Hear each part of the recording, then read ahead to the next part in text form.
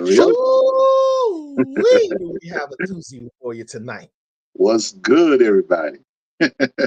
Man, oh man, oh man, oh man. Look, we do these interviews, and, I got to tell you, there are times where I have to contain myself and my geekdom and my fandom because I'm just genuinely fans of who we're interviewing.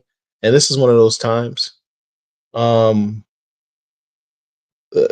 you talk about the top writers in comic book business, this guy is at one of those guys by clear definition. Sir. Wrote a book that is constantly talked about in our space called Excellence, among other things that he's done. And Mr. Brandon Thomas is here. Richard, your thoughts? Well, sometimes every dog has its day. And we clearly have ours because this is the dogs. We have talked about this book sometimes in great length, sometimes in just passing, because of what it is meant to the Black comic book community in general and the comic book community at large. This was an amazing story. And every time we turn around and we're talking about comic books or whatever, this is a book that's always brought up. It's a book that people always ask us, when's it coming back? Will it ever come back? I want Excellence to come back. So what we did was we got together, got some duct tape and some prayers, put out some feelers. we did some smoke signals. We did everything we could. We tried to send a telegram. Can we get Brandon Thomas? A proverbial hat. Can we get Brandon Thomas on the show?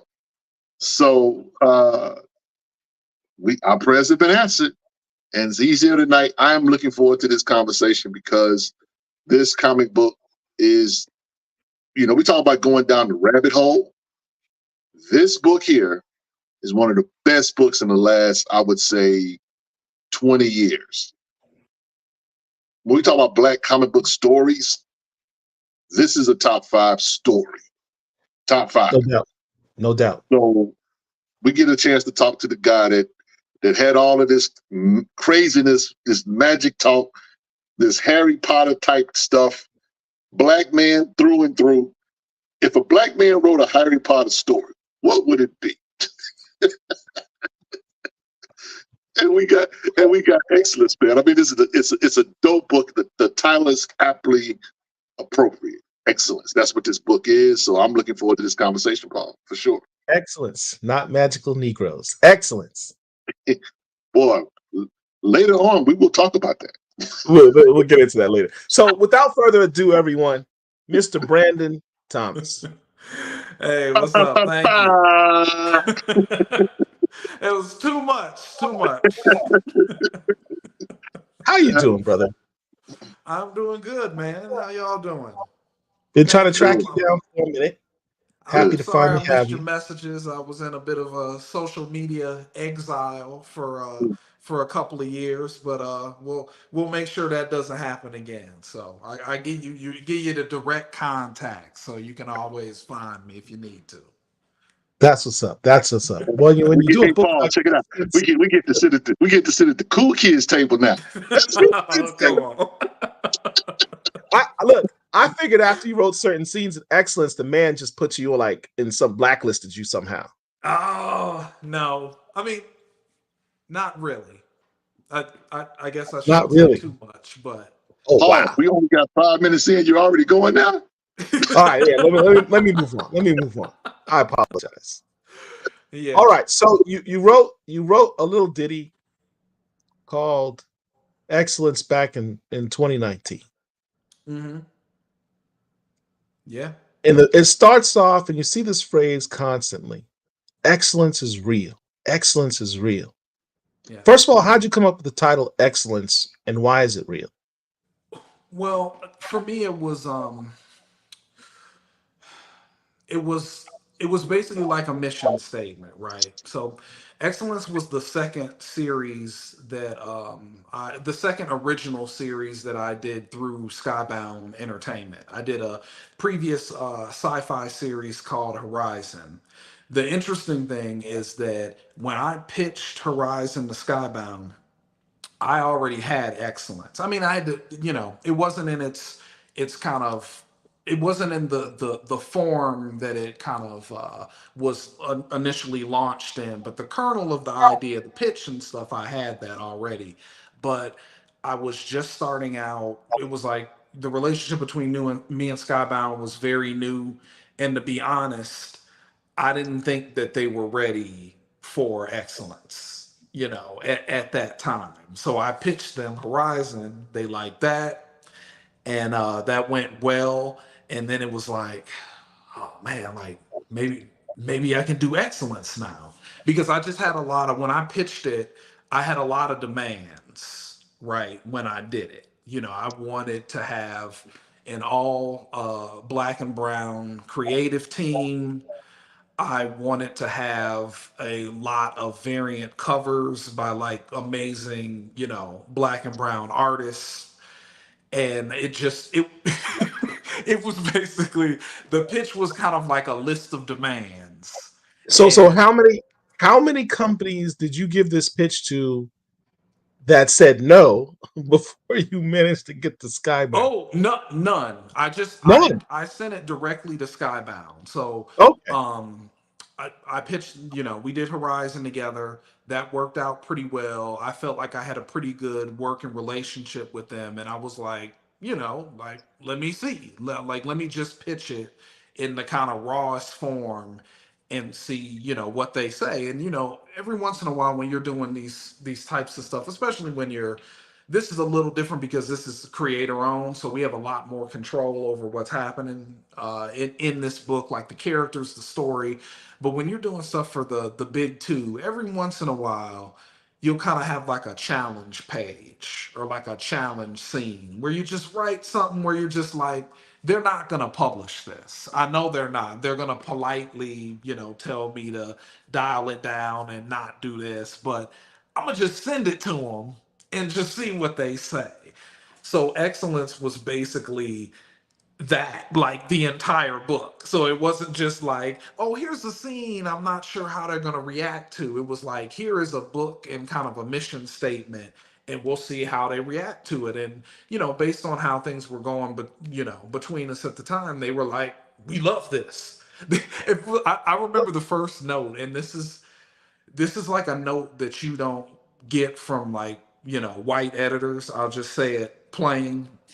I sent them this pitch, and they come back and they're like, we love this. I love the anger. And I was like, are you sure?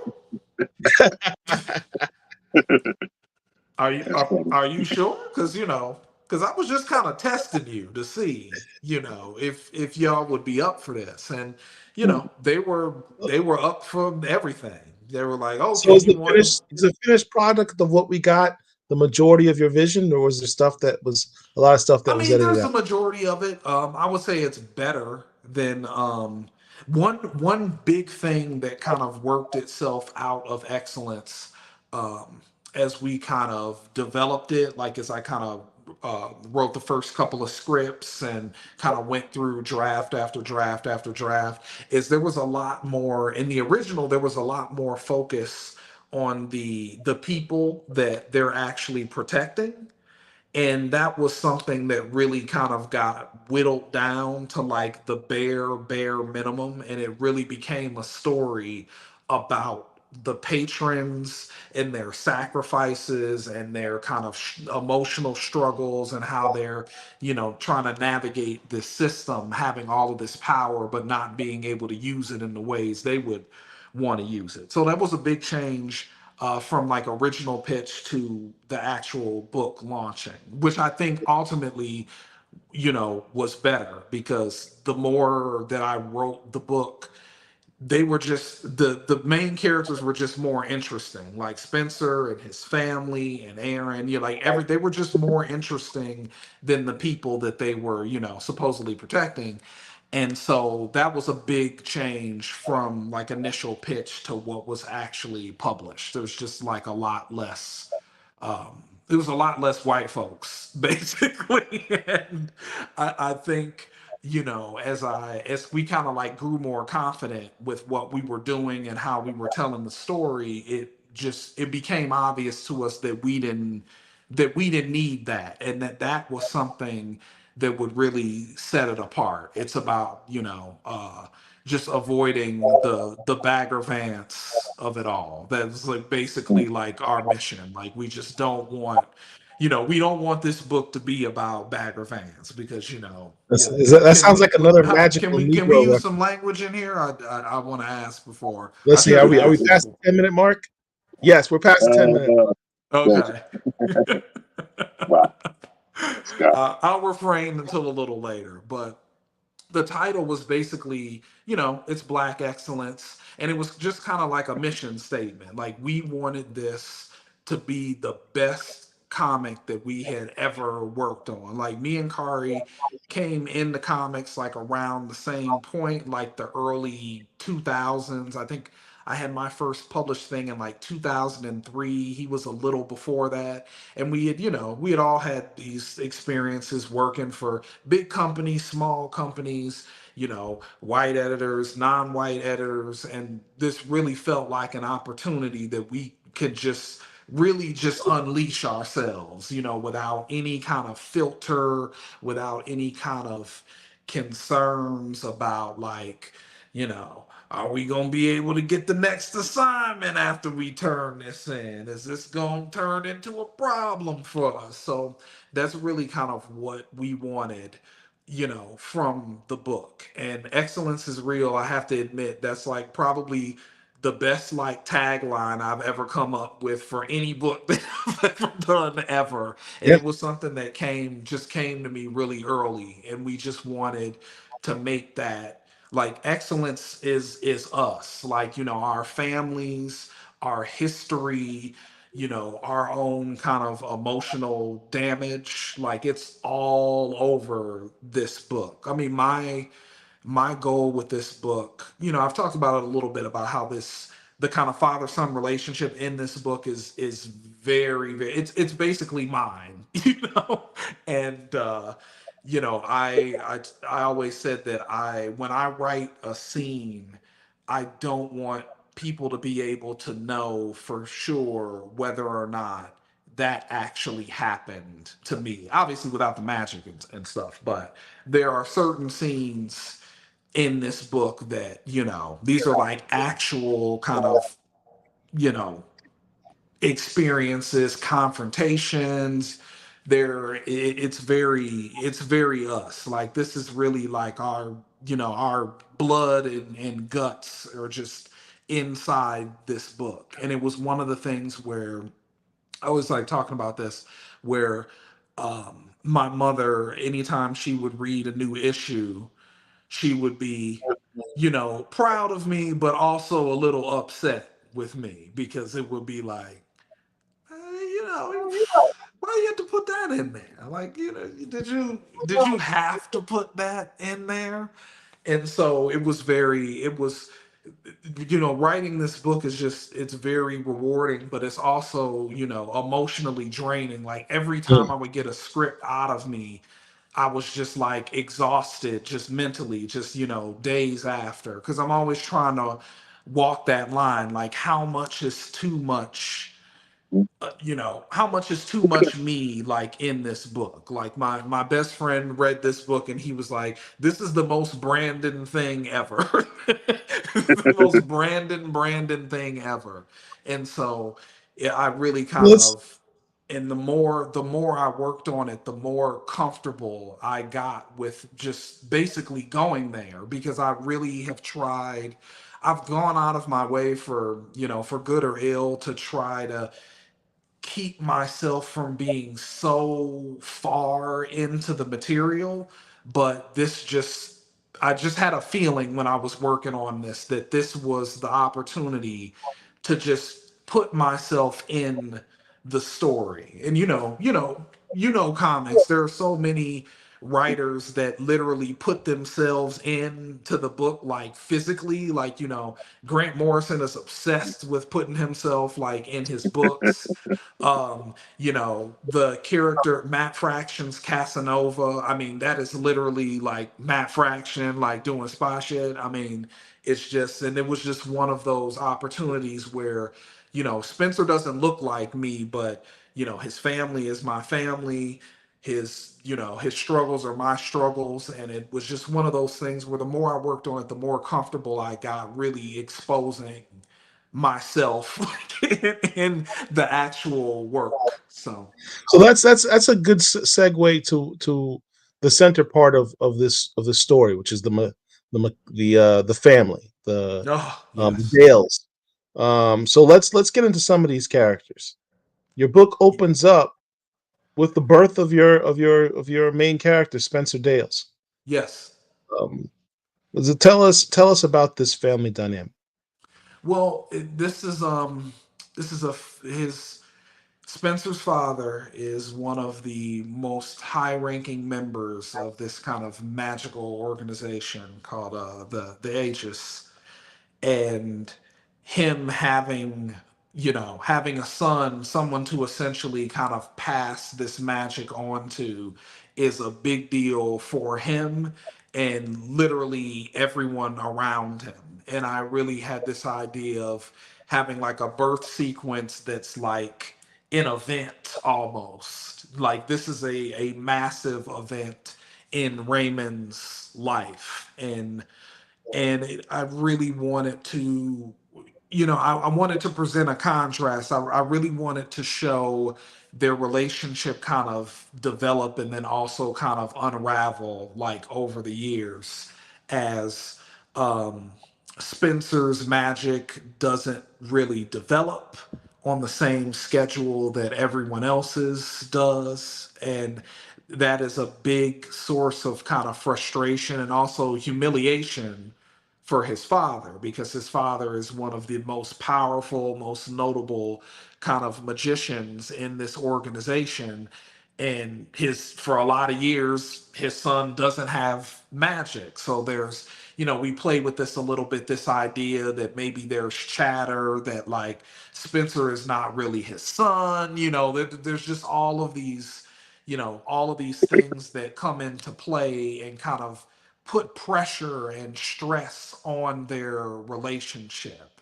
And his father essentially kind of, he doesn't officially adopt another young man, but it's another young man who has the gift when he's supposed to have it. He hasn't had all of the kind of advantages that Spencer has as a member of kind of the famous Dales clan. And he essentially becomes like Spencer's rival. So it's kind of like this slightly older boy who starts getting all of his father's attention and his affection and his respect. And it really damages Spencer in a lot of fundamental emotional ways. And when he So finally activates, like when the magic finally comes out of him, it's like an explosion. It's like a bomb going off. It's like a lifetime, like years of pent up anger and frustration, kind of just exploding out of him in a very dramatic moment. And it's pretty cool, and we really deal with this relationship between Spencer and the character that his father kind of becomes kind of like a surrogate brother for him, is named Aaron. And in a perfect world, Spencer and Aaron would be brothers, but their father has kind of set them up to be rivals, and that's kind of how their relationship begins in the book. And there's some twists and turns to that without giving everything up, but it's kind of like the and the crux of things. there's also some pages some time in the story where you sort of introduce the relationship that Spencer has with his grandmother, his Yeah, Gigi, GG. his father's mother. Yeah. Why was this part and why is this so important?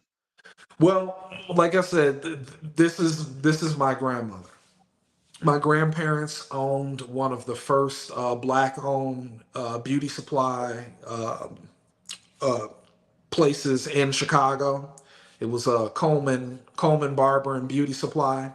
So it was a big part of, my upbringing, like the store, the house, and for a lot of years, my grandmother cut my hair. So, we would drive out to the, drive out to the city, drive out to the south side, and grandma would cut my hair. And those some of the first haircuts I had, she gave them to me. And we had a really close, strong relationship. And she just and I find that, she passed, quite a while ago, but I noticed that every creator owned book that I've done, I've put some version of her in it, even if I didn't realize I was doing it. There is an older woman character in Horizon named Muriel Koza, who is essentially kind of like the grandmother of this kind of special forces unit of aliens that have been sent to infiltrate Earth. In Miranda Mercury, which is one of my earlier creator-owned books, I named the AI in Miranda's ship after my grandmother, Dorothy. And so, she's just shown up. I realized that I'm doing it now. Like, I didn't realize it until I had done it like the third or fourth time. And so with this book, I just put her in it. Like, just committed to physically putting her in it. And it's actually a little bit reversed, because in real life, this character was my mother's mother, but in excellence, I made it Raymond's mother, just because I wanted a character who had, who had grown up with this magic, like as a backdrop of her life and her family, and I needed someone to be able to tell Spencer at times how much he and his father are alike. And that's something that is very difficult for him to hear. But as the story evolves, Spencer, one of the main challenges Spencer is kind of forced to deal with is basically how similar he and his father are. So Speaking of likenesses, did Kari base the character of Spencer's look on Michael B. Jordan? Because he really seems to look a lot like Michael B. he Jordan. looks it's funny, there are some parts where he looks a lot like him, and then there are some parts where like he just kind of looks looks like him in a glancing direction. But we kind of put a board together when we were designing the characters about what kind of feel that the characters were supposed to have. Like Spencer's mother, Angela Bassett, she's like a reference for just anything great that you want to do with anything. It's like she should feel like Angela Bassett. Um, Spencer's father, Raymond, I forgot the actor's name, but he was in a different world. He was I forgot what his character's name was, but he's an older black actor that was on a different world, and a bunch of other stuff too. So we did stuff like that. We kind of cast, you know, just kind of like this is kind of like an actor or a person. And sometimes we even went to like, we even went to music, so it wasn't all actors, but we did kind of cast certain characters in regards to feel. And he kind of ended up looking like Michael a little bit, which is it's funny. You should ask Kari about that. He loves that question, actually. So it was a bit of a it was kind of a bit of an accident, but he does favor him in certain ways. At least a younger, real young version of him, maybe like the Friday Night Lights version of Michael B. Jordan. So So I wanted you mentioned the Aegis. Is how do you pronounce it? Aegis? I pronounce it the Aegis, but I don't. I don't argue with Aegis. people about their pronunciations. It's all fine to me. It's all good. Ah, the four I wanted to walls. show this. Yeah, the four walls. Can you explain what this is? Because you have these, and let me see if we can make this. They're Geez, I'm like not good at this. tenets. They're the commandments of the ages. So, commandment number one: the protection and defense of the undeserving is not allowed. Yes. Number two: the creation of a magician's wand without permission is not allowed. Number three: the casting of spells without an approved wand is not allowed. Number four: the use of magic by females is not allowed. Those are the four walls, the four, I guess, commandments of this society, the Yes. ages. And the ages, if I'm not mistaken, consists of a society of black magical people. Yes. And you have this building, which is sort of represented here on the right, Mm-hmm. um, where it says the top section is the overseer section. That cast is all in white. Yeah. Then you have the 10th or talented 10th, the cast that consists of these families, that's in purple. Yeah. And then you got the patrons, which is kind of like the real powerful magic users. Everyone else that's a powerful magic user is a patron there in blue. And then everyone else who has magical abilities but haven't been leveled up to powerful patrons are the rooks. So those are the people in green. Yeah. So what was the inspiration? Because this is a lot of world building on this Yeah. one Well, page. here's another thing here when I kind of pitched excellence, another kind of demand that I made is that I wanted to use every single inch of this book to tell the story. I didn't want Right. to leave any wasted pages, any there my goal was there to be just no waste in what we were doing.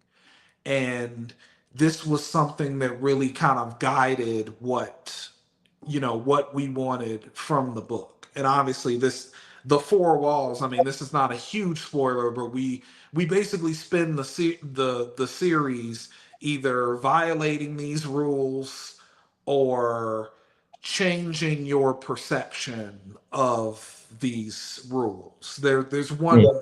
one big spoiler that I'm not going to give up, but I'll just say that the four walls, when we come into excellence, we believe that these have always been the rules, that the rules that we're looking at now have always been exactly the same, and they have not. And that is a huge um, kind of reveal later on in the series where you find out that the people that are controlling, this organization have kind of rewritten these rules over the years and crossed things out and pretended that, this has always been the way things have been. And it's not true in the least. And we just wanted different ways to kind of plug into the story. Now the casting colors are really interesting because that I didn't have that. That was actually not my idea. That came from the artist side. That came from Kari and our colorist Emilio. So when we're developing the book, when we're getting like the character designs together and just designing, kind of some of the structures and how the wands look too, that was a big thing that Kari had a big influence on. We love the fact that our wands are all like jagged in excellence. Like there are no like perfect wands in our book. All of the wands literally look like almost like tree branches. Like Right. someone has actually just, grabbed, like a stick off of a tree and turned it into like a magic wand. So when we were developing it, I think it was Emilio, our colorist, was the first person that was like, well, what are we going to do about the colors? Like, should we have the different levels, cast in different colors. And then, it basically like exploded in my head. And then that became another vehicle for us to tell the story, because immediately when he said that, that means if Spencer ever casts in purple, like some shit has happened. Like that's like a spell that he's not supposed to know. Like he's not supposed to be casting, like on the upper levels. And then it just turned into this really cool thing where there were a couple of cool moments where the colors like blend together, like where Spencer is casting with like green and blue together, and it just became another vehicle for us to like plug into this world, and something else that was just interesting and visual, and something that we could use to really show people like things are changing. And that's kind of how we did it. I mean, the initial idea did start from me, but everyone that has worked on this book has contributed something, valuable and notable. Our designer, this amazing designer named Andres Juarez, he works for Skybound, and he is the one that developed like the magical language of the book. He made the alphabet, right? So he basically made all of these cool like magical characters, and then he sent them to us, and then we all picked certain characters. So like I picked the B, Kari picked the K. We even got like our family members involved. Like my wife picked the first letter of her name, and then we kind of spun this all together and sent it back to the designer, and then he is the one that created like the official like excellence alphabet, which you see reflected on the back cover of the book. We have like excellence is real written in that text, and it just became this thing that it was like an avalanche of ideas, and I was just trying to keep up with it and kind of pick the ones and use them in the right ways. And it was a really it was like a true collaboration. Like no, like I know people say that, but this is like a true like collaboration. This is not all me. Like even though just kind of on the script side, like the relationship between kind of Spencer and his father mirrors my own with my father. Kari drew Raymond Dales to look like, I believe, his stepfather. So it kind of all got blended together where it's like the history and kind of the conflict and the pain is mine, but now it's coming out of a character that looks like one of Kari's close relatives. And that's just, that's basically how the book came together. And it was just one of the most rewarding things that I've ever done in comics, and I can't wait to get back to it to finish this story. I have like all of these. I basically wrote the end of Excellence maybe like 6 or 7 years ago. I wrote it in a note on my phone while I was waiting inside this like taco place for them to finish my order. Like I literally wrote like the last page, and it's just been, sitting on my phone, sitting in my Evernote for 7 years. So Well, I'm we pretty can't anxious. we can't avoid that elephant in the room because people keep blowing up the chat saying, "When's it coming back? When's it coming back?" Yeah, yeah. It is coming back. Hopefully next year we will get back to it. There are 6 more issues to finish. I don't want to say finish. There's 6 more issues of Spencer's story, but there could be an after Spencer's story. But let's just say when you showed the four walls, pay attention to how the four walls look when you get to issue 18. So Oh, everything really? everything that you've seen in the book, whether it's the four walls, whether it's the alphabet, whether it's the propaganda posters, all of that stuff is going to come back around in the end. And you know exists in a slightly different format, and I want to talk about the fourth wall specifically.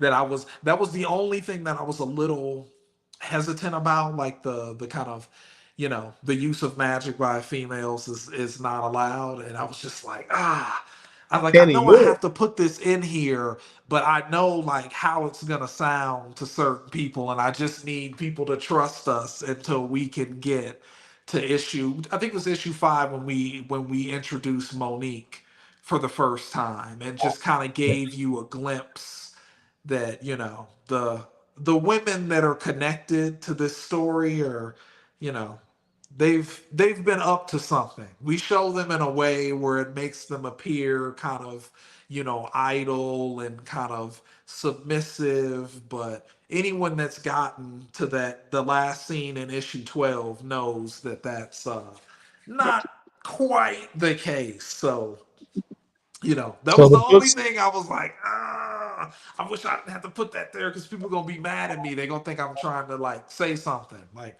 I'm not saying anything, but it's just kind of the rules of this particular world. So So what? Can I So can what? I Yes, Paul, real quick? I'm go ahead. sorry. What you go ahead. yeah, Let yeah, me yeah, let me interject something real quick. yeah. The situation with Spencer and Raymond, father and Hmm. son. Yeah. I've come to believe one of the challenging sides to fatherhood is ego, Yes. and so we have this conflict that plays throughout the story. And I know we talked about the grandmother, and you started to talk about a little bit about Monique, but Hmm. this situation with Raymond in particular, he has made clearly he's made some mistakes in his upbringing of Spencer, Yeah. but he seems to have good intentions. I bring that up Yes. because yeah, in my own personal life with my father, Mm. I've learned that something that I would say God had showed me was to our fathers they're like Superman, but Yes. as we get older, we start to see the mask fall, and we see our fathers are actually Clark Kent, more Clark Kent than they are Superman, Mm. and they play out in our lives. And it's funny because it's almost like God's inner joke because you ultimately become your father. Yes. Whether you want to Yes. or not. I You know, have this is become mine. So. yeah.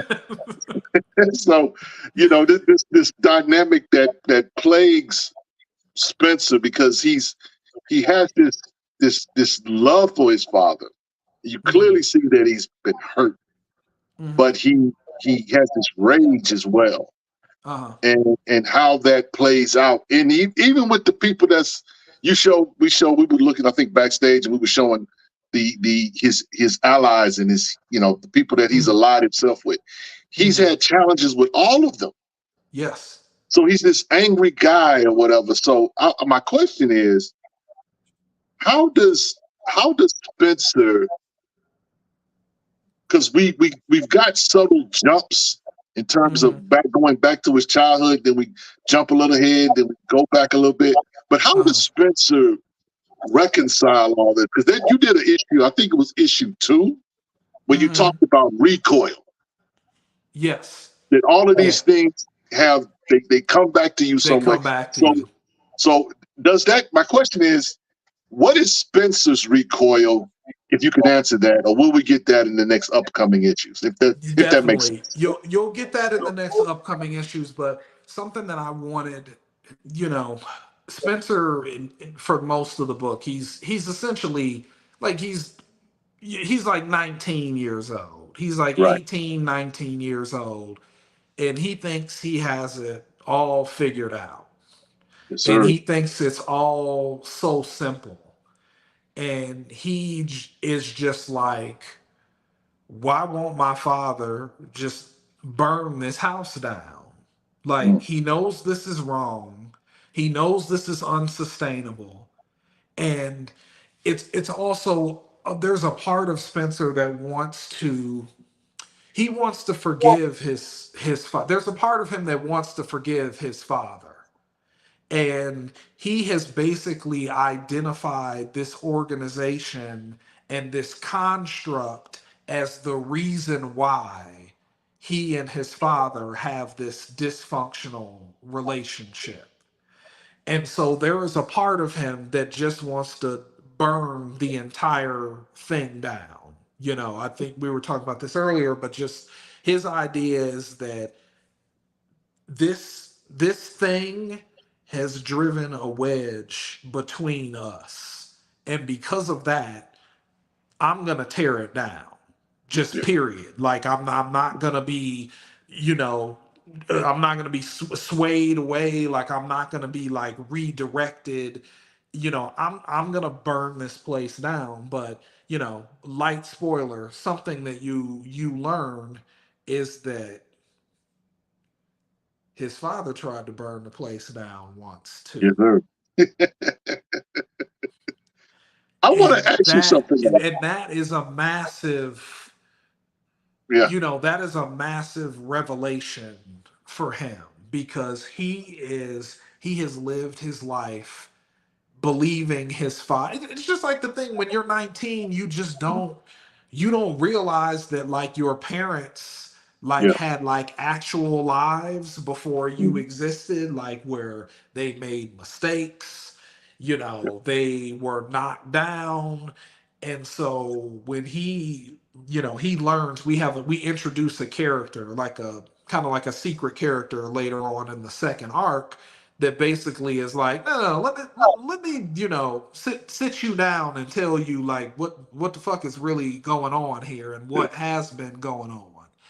And you know, it's another just thing to him that he and his father, you know, are the same. So the question will be, can they get on the same page in time?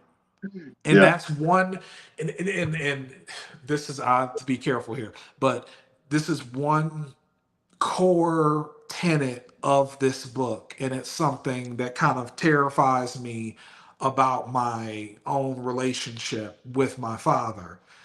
We think we have time, Yeah. both of them. Spencer and Raymond both know that the state of their relationship is just unsustainable and unhealthy for the both of them.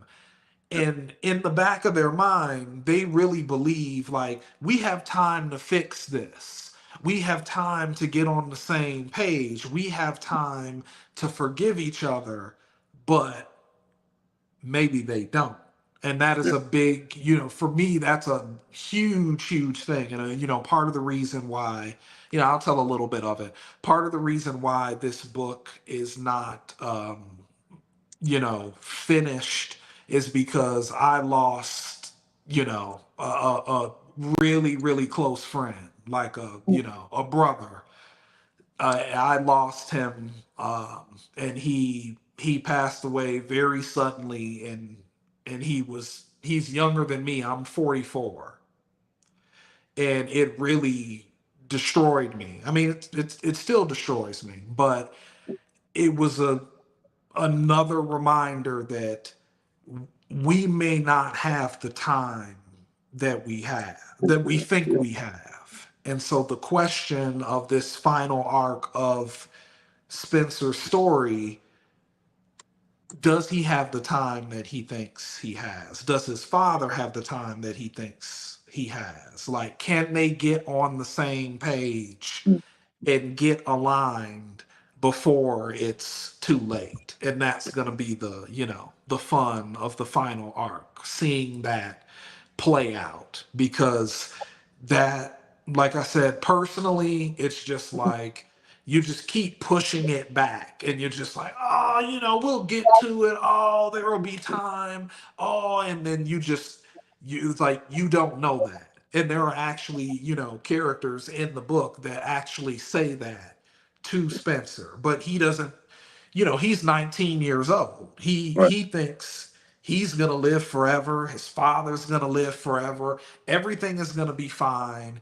He believes that you know, it's kind of like the, you know, in Star Wars is basically, I mean, I'm like literally wearing a Star Wars shirt right now, but Star Wars is basically like the thing that started me down this path. And he is very much of the mind of if I could just destroy this thing, like if I could get rid of this thing that's pulling us apart, then we could be normal. Like we could have a Right. normal relationship. Like my father could be proud of me. He could be supportive, and all that stuff. But Yeah. that's kind of like what the final arc of of Spencer's story is going to deal with. Finding Well, out let's who's right about all of these things they're all so confident that they're right about. And in a big, I'm sorry, last little thing I'll say about this, a big part of a big kind of feature of me and my father's relationship, unfortunately, is a lot of, I don't want to say a lot of secrets, but a lot of like unsaid Yeah. things, a lot of concealment of his actual kind of past. And Mm. that plays into this relationship like 100%, because if Raymond would just tell his son, like, Mm. look, I did this before, it went bad, we got to Yeah. try another. I understand. I Yeah. agree Yeah. with Yeah. you, Yeah. but we have to do this the right way. But he won't say that because, like you said, out of a sense of ego and out of a sense of almost embarrassment, right? Yeah. Raymond knows how Spencer views him. He doesn't want to have to tell him the story of like, this is the time I got my ass kicked, like this is the time I lost everything that Yeah. meant anything to me. Like this is the time I risked it all and just paid for it. And he's just trying to make sure that his son doesn't experience the same Understand. thing. But the further he keeps him away from himself and the truth, the more uncontrollable Spencer's kind of path becomes. In order to stop him, he has to tell him the truth, and he just can't do it, you know, at this point. So, Paul, I'm gonna turn. I'm gonna give it back to you in a minute. I got one last question. yeah, This phrase, my favorite phrase in this whole book. I love excellence is real. I love that. But my favorite phrase, I need to know what this means to you. Mm. Forgiveness is not permission. Forgiveness is not permission. That I'm gonna tell. I'm listen, bro. When I first read that, I couldn't. I had to go back and reread that. What does that come? What does that phrase come? I know what it means to me, but I would like to know well, what it means it's to a you. couple. It's a couple of things. It means that it's basically something he Spencer in that particular moment. It's very specific to that moment. In that moment, he needs he basically he needs a push, right? He needs that push from someone that he trusts and values to basically tell him everything is going to be okay. You can do this. Your father looked like you when it was his turn to, have his big trials and to ascend. He looked just, he Yeah, was behaving just like you are in this moment. And a yeah, larger thing is another kind of, refrain through the book is, and something that I have struggled with, mightily. Like I have a hard time forgiving anything, yes, like sir. anything. Like I am the grudge master. Like I hold a grudge as easy as breathing air. And there are some aspects of that have served me, well. Yeah, It actually helped me, start writing comics to pursue this whole thing, even though, there wasn't really like the clearest path to do it. But it's also been damaging to me in a lot of ways. And it's something that both of them, Spencer and Raymond, yeah, are gonna have to they're gonna have to do. He's gonna have to he has to forgive his father, for his father and for himself. Yeah. because he's carrying around all of this anger and all of this resentment, and it's not doing for him what he thinks it's doing. He Yeah. thinks it's driving him forward and it's keeping him focused, but it's destroying him and it's isolating him from the people and the relationships that he needs to survive. Because there's this a scene in the fourth issue after him and Aaron have their big. That was actually one of my favorite scenes to write. I loved writing the fight between Spencer and Aaron, but I liked writing the aftermath even better when they're both in separate hotel beds. Right. Spencer's mother is visiting him, and Raymond is visiting Aaron, and Spencer wakes up and he instantly knows like where his father is. He That's knows crazy. his father is standing That's crazy. next to Aaron's bed Yeah. and next to his bedside and consoling him and supporting him. And when it looks like his mother, when Spencer takes a situation and he thinks that his mother is defending his Hmm. father, and he's like, why are you always taking his side? And just the sense of betrayal that he feels, it just is just overwhelming. And his mother is like, I'm trying to save you. Like my mission is to save you. And so, that's just one of those things where again, it's just like, should I put this shit in here? This is It's deep, way boy. too It's this deep. is It's like deep. in my chest. Like I don't know if I want this out there. But I was just like, you gotta put it in there because Yeah. it has to be there, to make this story make sense and make it feel real. It's And the that's what we soul. mean. It's It's the because soul of the it's story. us. It's like Yeah. the emotion and the pain. When I started writing, comics, I thought I was gonna be like Warren Ellis. Like I thought I was gonna be Mhm. like the cool action guy. Yeah. Everybody would say cool shit. People would get kicked. And there is like an aspect of that to Right. my Right. Right. work, but the longer I go on, the more I have to kind of recognize like, oh shit, I'm like the emotions dude, ain't I? Like, how did that happen? Like, how did I get to be the Get you right here. Get you emotions? I didn't want to be the emotions dude. right. Oh Yeah, man. the emotions is the soul of the story. It's what between all the whiz bang pow of the magic and the special effects and all of that, it's the relationships is what gives the story its soul and its power.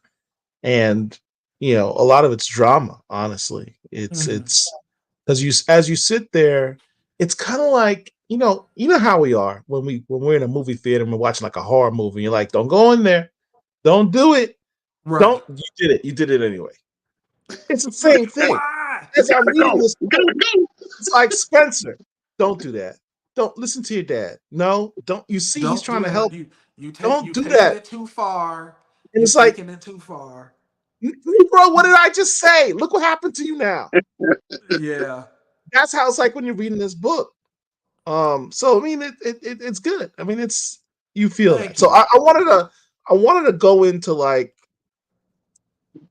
because there may be some people that have not read this, and so Hmm. a lot of the comments that we're talking about, things we're talking about, they're like, well, I don't know how that fits into that. So I wanted to just give people some of the background as to how he got to the point where his anger set him on this journey. Because you mentioned before, um, his powers didn't kick in when they should have at a Right. certain age, and so he had to work doubly hard to undergo his trials to become um, a full patron, a full magic user. Right. So he does these trials.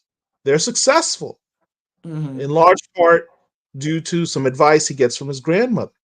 Yes. Mhm. And so you have this moment where he finally has the respect and love from his father. I think this is like the only hug I recall seeing the two of them do. And Yes. then immediately afterward, Yeah. almost immediately afterward, you go from you go from always and forever. Yeah. Like they're hugging. It's a beautiful moment. You Yeah. hear the music, and then it's like, so let's go to the steakhouse. Oh no, grandma's in the hospital. She had a stroke. Right. Something happened to her. Something happened to her. You should say Right. she's in the hospital and she's dying. And so Spencer's like, well, Dad, you got all this power. You can save her. We Use have all this magic. power. We as a community have all this power. We can pull out the right spell and fix her up lickety split, no problem. And Dad's like, nah, we can't do that, son. And he's like, why not? Well, there's rules.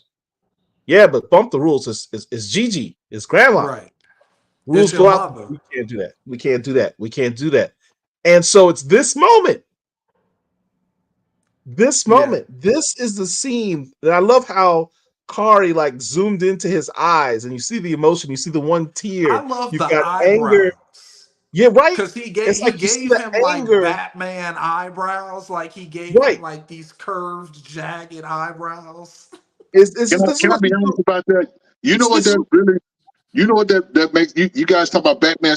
That's Ice Cube. Ice this is Cube this is this eyebrows. is this is what a real good artist can do because Yeah. you got Yeah. you got the slanted eyes, the beady eyes, right? Because he's Now, focused. You got the eyebrows, which show like he's perplexed. He's also angry. The eye that shows his Uh-huh. anger, and then you've got the one tear of pain showing his pain coming down with the Mm-hmm. tear, and he says, "We can fix her. We have to fix her." And the answer is no. This is the moment that everything changed for him because it no Yeah. longer became a mission of I need to please my father and be special in my father's eyes. Now it's like bump this system, bump all of y'all, bump my father. It's on. All this, I Burn want it the whole down. world to burn. If I can't have my Gigi, you can't have your world. So Yeah. what he does, he decides to go rogue. Yep.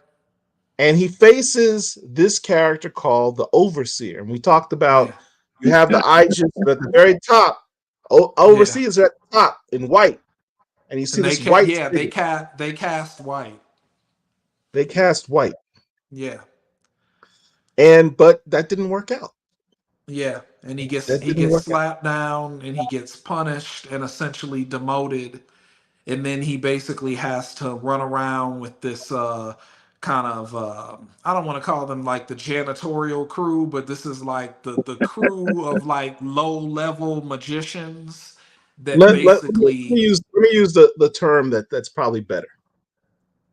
Understand, we just talked about how what did he do? You had the angry Negro yeah, decide, I don't like the rules that Master has given us. right. I'm gonna go to the big house at the top. I'm gonna take out the yeah. overseer. The overseer slapped my ass down. Yes. And now I've been demoted to what? A Rook. slave. Yes. I'm the Yes, slave that's catcher exactly because what it is. I mean, it's like, am I Right. wrong? Am I wrong, Brandon? no, you're 100% right. No. That's exactly he's Because his basically, job now is to catch on the rogue slave mages. patrol. He's on the slave patrol. Yeah.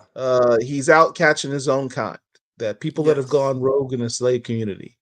These But little bits of secretly, magic that are out but in the world that people are using, he is right, the person that gets to go out and take it away from them just for no reason.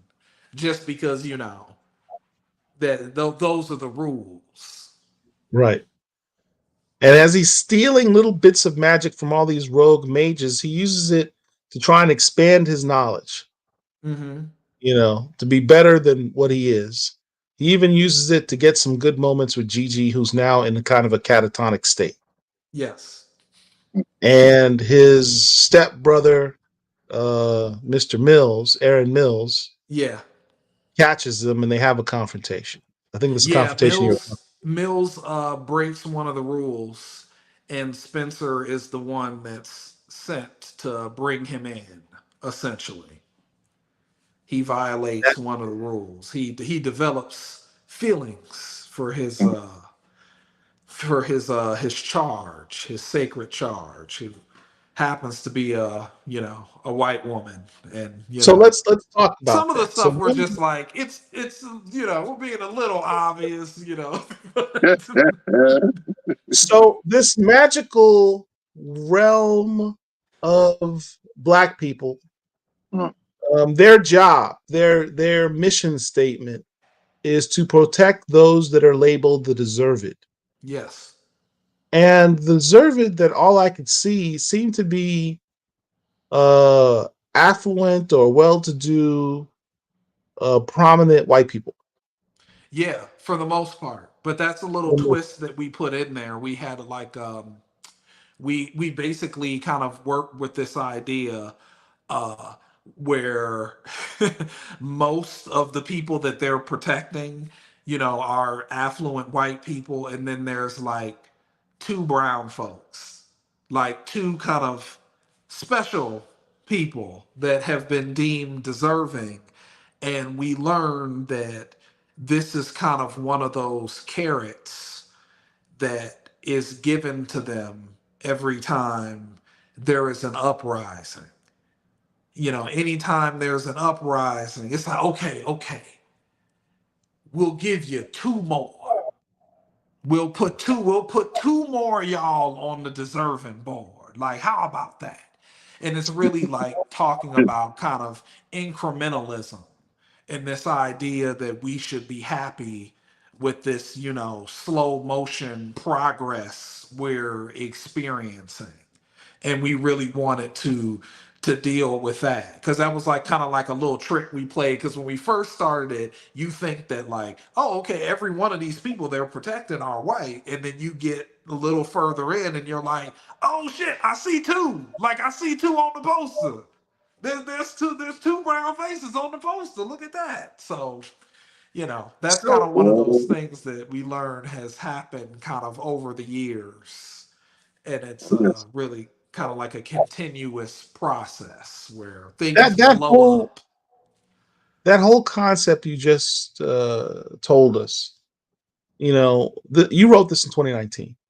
Mm. Um, there was a trailer I watched for a movie several months ago. Um, what was it? Wasn't it the American Society of Magical Negroes?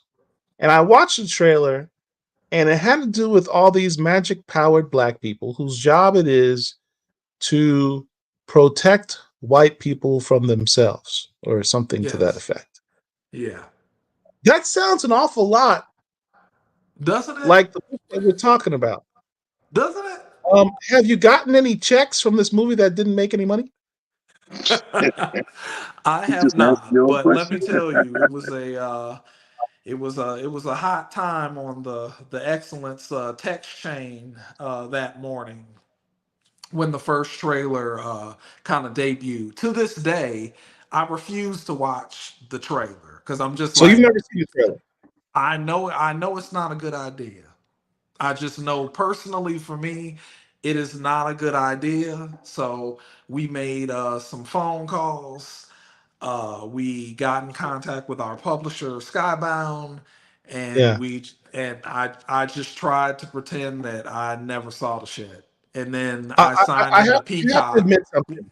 Well, I signed I into have Peacock a couple of months later, and I see that it's like trending, like it's one of like the top 10 movies like on the service. And I'm just like, are you okay? All right, so let us, okay. to be clear, neither you, Skybound, Kari, nobody with the Excellence crew was involved or greenlit this Hell no, movie.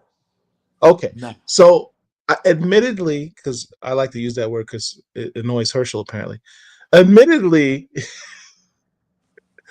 I was upset when I saw this trailer because I Hmm. was like, "Gosh darn it, Brandon Thomas sold out to the man. He sold out for the bag.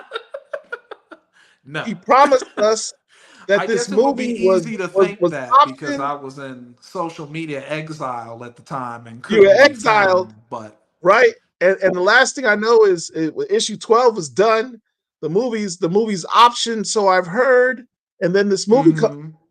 Brandon sold out for the bag. Why did he do that? But this is not you. No, this has nothing to do with us. We are on a whole other path, and hopefully there will be some cool announcements about the I don't know the what do we call this the real version. I shouldn't even say that. I don't I don't know. I wouldn't even We glorify are it with that. continuing to do the things that we're doing, and this will be an afterthought I very soon. literally don't know of a single person, and I check the internet and social medias and stuff. I don't know of a single person who's actually seen this movie. And if they have, I don't know a single person's actually had anything positive to say. Or admitted seeing it. That part. But no, it was a very it was a hot morning when we got where we start passing this around about I'll All right, just stop so we talking. can It's we fine. can we It's can not we can us. It remove. has nothing to do with us. We are on our own path, and if you were to see an excellence movie or an excellence animated series or anything like that, you know, that's us. I don't know. I don't know what that shit is, but I that didn't. ain't I've us. never heard the possibility of an excellence animated series until you just said that right now. Did I say that? I thought you Interesting. did. In which Hmm. case, that would be. This is a Black Comic Lords exclusive. I'm just saying. Look, I'm just.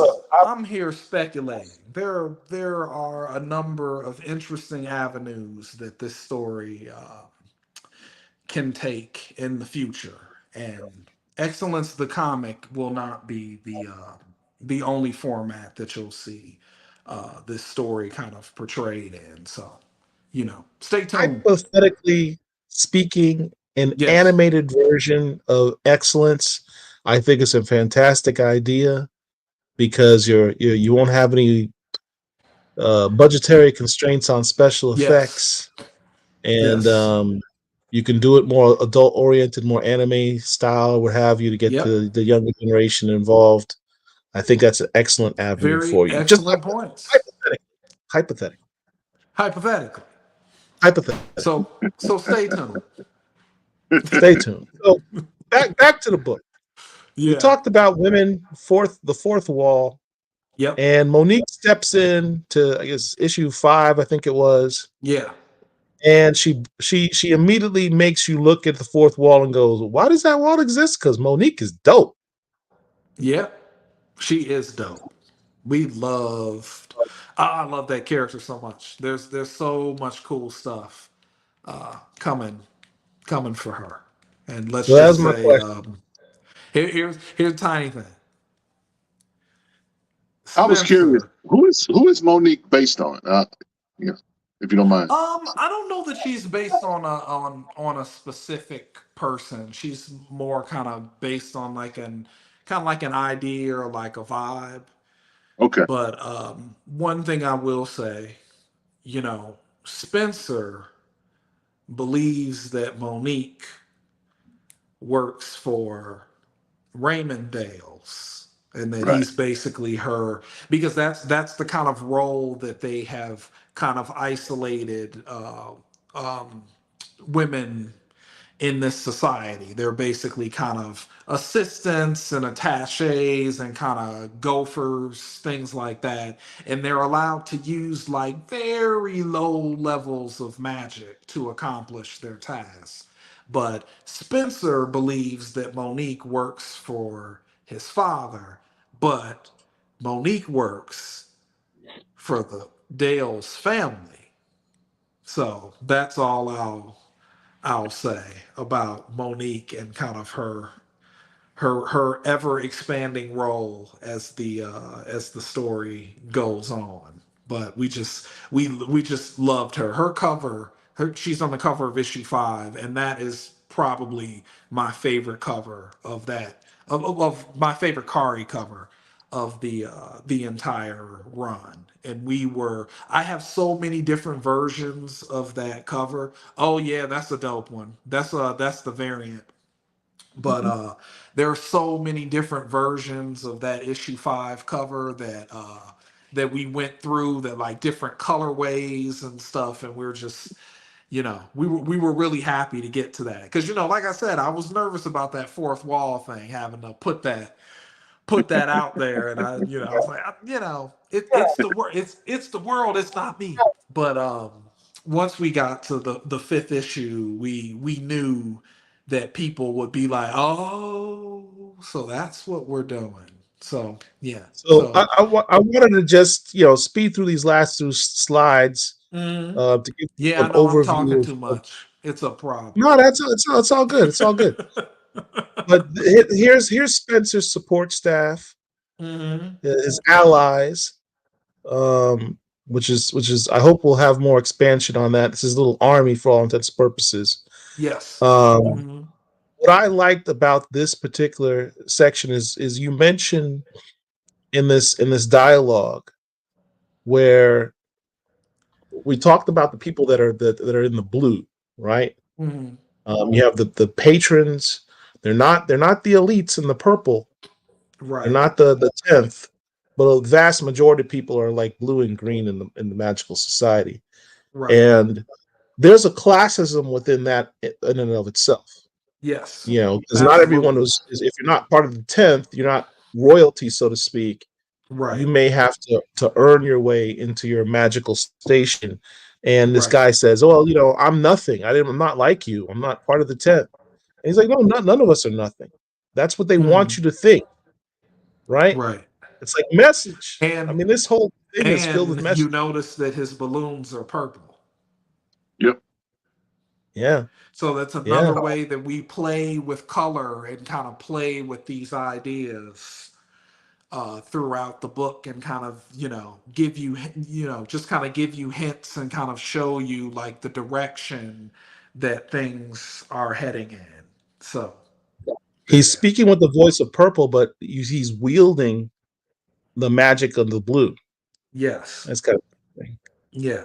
And then this is the most these are the quotes that I really enjoyed the most. Hmm. Um, you've got the quote from the white man representing the establishment, and Yes. he's talking about the uprisings and the fact that every time this is the voice of the white supremacist, and Hmm. you're very specific in the book, and you're like, I have no problems with white people. It's white supremacy that we're talking about. Right. So there's a This scene gentleman, where we have all of these different visual representations of white supremacy throughout history, and they're all mhm, kind of embodied in this, for we called it our we called it like our kind of fucked up ancestral plane, essentially. right? And so, And in essence, he's summarizing. Look, we have these uprisings all the time, and we got to throw them a bone, right? We got right, to like throw them a carrot to placate them, and then it'll calm them down for a period of time. It's like right. very condescending, but not True. inaccurate, True. Yeah. not True. inaccurate at all. 100% accurate. And Hmm. then you've got in this middle panel, um, they only get to play the devil because they convince us to believe in them, to accept that the way they wield and hoard and abuse power is the only way it can be done. These worlds are bigger than them and their wants, their need to control everything. And then over here to the right, they know more. Anything. The first battle happens right here, the mind. And I think about that Bob Marley song, redemption song is like emancipate yourself from mental slavery, Hmm. right? None but ourselves can free our minds. And it's like as you're reading the story, you realize you got all these people with all these powers. Why are they so afraid of the overseers? Why are Hmm. the overseers telling them how to limit their own abilities, and why can't they govern themselves? Hmm. And it's deep, man. Like the more you get into it, the allegories that you make with this story is just incredible. So Thank you. just hats off to you on that, man. Thank you. Paul, Yeah, we real really quick. wanted to. deal with the kind of generational kind of conflicts that that kind of that happen, and we really wanted to set up kind of this, kind of like a generational divide. So, Spencer's father has, this is a super spoiler, he has participated in a past uprising. Yep. He was knocked down hard. He was forced to watch a lot of his friends and allies murdered in front of him. And it basically showed him that if this is going to happen, if we're going to do this, this needs to be done a certain way. I'm not willing to lose everyone around me in order to prove that I was right. And Spencer, because he's 19 years old and doesn't know Yeah. shit, he believes that he's willing to lose everything in this pursuit. And the story is about whether or not that's true, or whether there is a point where even he is like, because he thinks he's like, one man army. He thinks his anger and his pain and his resentment he thinks that's gonna carry the day. Like, he thinks that's the thing that's gonna save him and is gonna change everything. And the story is basically, is he correct? And we wanted to really hammer home the fact that the higher up the higher the magicians ascend, the Mm-hmm. more they have to lose by stepping out of line. The access, the status, and we don't want to we don't want to acknowledge that those things mean something, and that they also can corrupt you. It's very easy for a person like, Raymond Dales, even, given his history, it's very easy for him to wait for the right moment, for him to wait for the right time, when in actuality, there will never be a right moment. There will never be a right time. And this thing that he's waiting for is something that he's just telling himself to reconcile the question of, why haven't I done more? Why haven't I done this quicker? Why have I exposed and corrupted my own son to this same system that I was railing against when I was his age? So we really wanted to hammer home like the generational trauma of it all, and the fact that these situations are repeating themselves. And the challenge is, can we get it right? But from the moment, I mean, this dude's birth was televised. There were people, cheering and celebrating when he was born. And then we have the cool, and this is kind of like, this is another me thing. I'm talking about how I hold grudges. Like, I made that a part of the book by giving Spencer like total recall, because that's kind of how I feel I become when I'm thinking about people that have slighted me or betrayed me. So Spencer remembers every moment of his life from birth He to keeps receipt. where he is now. And that's basically like his special ability. That's something about him that other magicians don't have. That there's him and Raymond have a climactic scene in issue 6, where Raymond basically tries to erase something from his mind. He tries to take some memories away from him. And that's when Spencer reveals that, like, that shit don't work with me. Like, I remember everything that you've ever done, that you've ever said. And it's basically poisoning him. And that is basically like a dramatic kind of exaggeration of how I feel, Yeah. Yeah. sometimes, Yeah. where you just feel Yeah. that betrayal so much, and it's basically all that you can think about, it's all that you can focus on. And I wanted to take something that sounds like it's really cool, like, oh yeah, he remembers everything, but in actuality, that is awful. Like that is an Yeah. awful power. That is Man, not a yeah. Oh gift. my goodness. That is a, an absolute curse. But Yep. So that's one of the speaking of reasons betrayal, why. Yeah, yeah, I felt betrayed Oh when I wow. saw this. This guy. I saw the glimpse of the future. The glimpse of the future had flying mages, yeah, flying magic folk, flying around this super futuristic city. yes. And then I got to the last page of issue 12, and there was no flying people. It was a cliffhanger. You left us hanging since 2021. Oh It's man. been that long. Okay, I'm Right. sorry. It wasn't supposed But to be that long. I But need a time frame as to when issue 13 is going to, because we're not doing another volume, right? It's going to be issue 13. yeah, it's gonna be serialized, 13 through 18, and then it'll be All right. another All right. collection. Can we Like, expect it sometime in 2025? I think so. I'm pretty I think confident Awesome. that Awesome. Awesome. Awesome. 2025 is when you will see us reemerge. But we want to all right. here's this is a little inside baseball.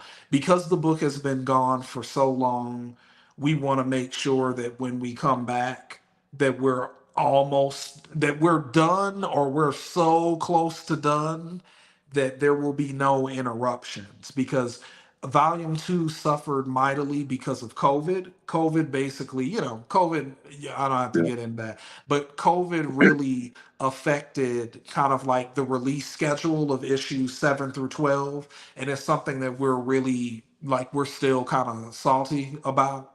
So when we get ready to come back and finish this story, we want to make sure, if we say we're going to start here and in 6 months you're going to be done, we want to make damn sure that that's true. So because of that, I can't swear to you that 2025 will be it, but I'm pretty confident that we'll be able to at Make it least get it That's started. that's at And I'm least the just goal. I'm just telling you, this there are there are scenes in this next volume that where I have been waiting for years for people to actually see in the way that I have seen them in my head. So it will be, the wait was unfortunate, and we'll talk a little more about that at length when we're ready to get going.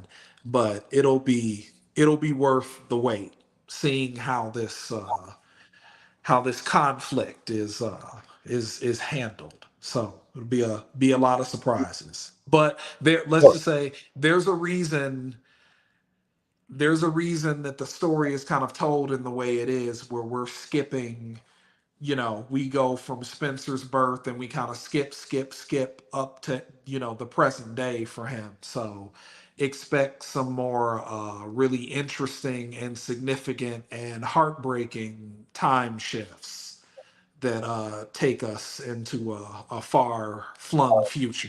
So, All right. but flight Speaking of the, flight is my superpower. Anyone flight, that's all I want to do. And so I always, will work that into so we're something. gonna have flying mages. Yes. Okay. All right. All right. Now we Speaking can move on. speaking of the future, since Excellence, you've worked on some other books. I know Noble actually came out before Excellence, but Yeah. just wanted to give the fans some other works Still a that great that book you've done. They can find you in.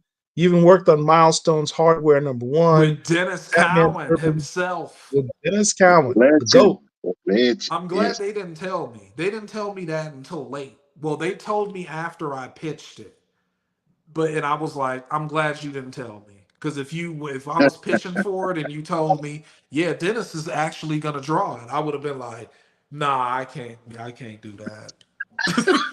Too much pressure. Too much That's pressure. that's too much. I don't know if I can do that. But they waited until I had pitched it, and then they're like, oh yeah, by the way, Dennis is gonna draw this one.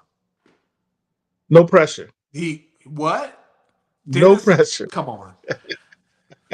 No. That Can the I say something first about that that first hardware? issue, that Yeah. first issue is one of my favorite scripts that I've ever done. Like, that was really just I wanted to come so hard like out of the gate, and I was really happy with the work we did, throughout the whole series. But there are always Yeah. like these little moments that you're like, oh, I'm gonna get Dennis Cowan to draw Curtis in Singapore. And Yeah. so there were just, all these moments that I got to make real. It Now, was really exciting. Paul, I got a fanboy on this real quick. Okay. When Hardware Season 1, Issue 1 came out, I had a tear in my eye, sir. Oh man, Cause, thank you. cause I was like, my milestone is back. It's my milestone is back, baby. Look, I enjoyed that issue. I enjoyed the whole series and Mm, Hardware as a character in general, but man, Curtis McCann ain't no joke, bro. So I appreciate the work that you did thank on you. that book. Oh man, it was so exciting. I never could have imagined that. I mean, when I thought if there was like a milestone like revival, I thought maybe I would get like one of the books in the back or something. I thought like Shadow Cabinet or like Cobalt or something, like put give me in the back somewhere. And they're like, Yo, they're like, hey, do you want to? I think they like contacted me. It might have been like a Thursday night or something. They was like, hey, listen, do you want to pitch for Hardware? And I'm like, what? Uh, What?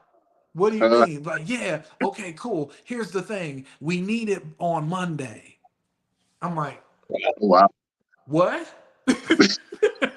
So I basically had a weekend, and I just they liked it. We did it, and it was amazing. Like it was one of the all the, right. the big time moments, because I came into comics in '92. Like that's my origin story. I came in with Image Comics. And so those are my books, like those like early 90s. I went to, it was funny, for all of this kind of, angst and blah, blah, blah with my father gave me comics Wow. when I was 12 years old. He used to love comics, and he used to buy them from the money he made from his like paper route. Like this is some kind of like, yeah, it like it doesn't even sound real. But he had all of the originals. He had Uncanny X-Men. He had all of the originals. Didn't take care of them. Didn't keep them, and always regretted it. So when I was 12 years old, he took me to this comic shop called the Fiction House, and we would go to this comic shop we went every month for years. I mean, probably until I got a job at like 16 and started paying for my own comics, and there was no limit. So we would go to the store, and it would basically be like I'd have a stack, and it would be the, like, do I stop now? And he's like, you stop when you're finished. So every month I would leave the comic shop with a stack of books like Wow. this high. And some of the first books that I came out of that very first um, uh, visit to the comic shop, it was Spawn #1, uh, Star Wars Dark Empire, the Tom Veitch, like Cam Kennedy, some of the first Hmm. like expanded universe books. The second volume of the Robin miniseries, introducing Tim Drake, The Joker's Wild. It was issue 3 with like the Wow. hologram card on the cover. Yes, And sir. so those were my those were my formative years. So those first couple of years in the comics, it was all about Image and Nightfall and Milestone and the death of Superman. And that was, those are like my formative. That's what made me love comics. So you fast Right. forward, and they're talking about, yeah, you want to pitch Hardware? You got the weekend. And I was like, Oh, Hardware? Like I thought you what? Hardware? So so it yeah. was it was amazing. It was just you Curtis never know Metcalf. like Yes, sir. where things are gonna take you. And that's Well, the talking about your subsequent journey, You are slated to be working on Epiphany Engine, which we're going to Yep. talk about a bit. But I'm leading after we off. go to a commercial break, All right. all right? So Dr. Wizard will take us to a commercial. When we get back, we'll talk about your newest, biggest, best project of all time, possibly. Yes. Right? This is the All right. con convention, or this is the con conversation come to Yes, sir. life. That's what's up. There we go. There we go. All right. So Dr. Wizard.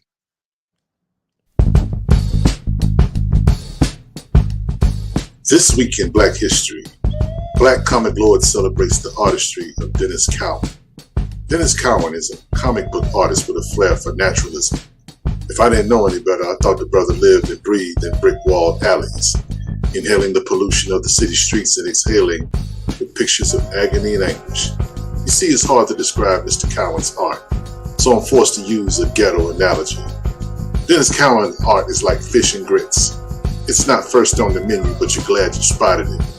Visually, it tastes good and your eyes will be filled. Yes, filled, I say, filled with detail. They say the devil is in the details, but Dennis be like, hold my beer, because the brother crafts scenes and faces where it makes you wonder, did he miss anything?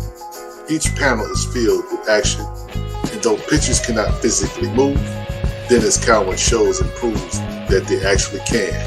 From Batman to The Question to the Black Panther and others, Dennis Cowan's art speaks like Terminator X speaks with his hands. That makes him a bad man and worthy to be celebrated. Salute the living legend that is Dennis Cowan, a Black history legend. If you like this video, please like, share, and subscribe to our YouTube channel. And until next time, peace. Believers, if you were tagged in this video, it's because something that you guys should know. So, Black Indie Bros, a couple years ago, Marvel decided to come out with the blackest black superhero issue they've ever came out with. This had over 30 black superheroes in it. And it's all good and gravy. It's never happened before. This book is historical. But way back in 2012, a bunch of black independent creators got together and they came up with this. It's called War of the Independents. And when I tell you it is jam loaded with the who's who of black independent superheroes, that's an understatement. This book came out back in 2012. The front cover was done by Larry Stroman. I mean, this is an historical book to own. Prior to this, nothing like this has ever happened before. So if you were tagged in this video, this is a call to let's make this happen again. Get with some partners that you know that also do what you do, and let's try to triple this. And if you need some help, hit us up at blackcomiclords.net.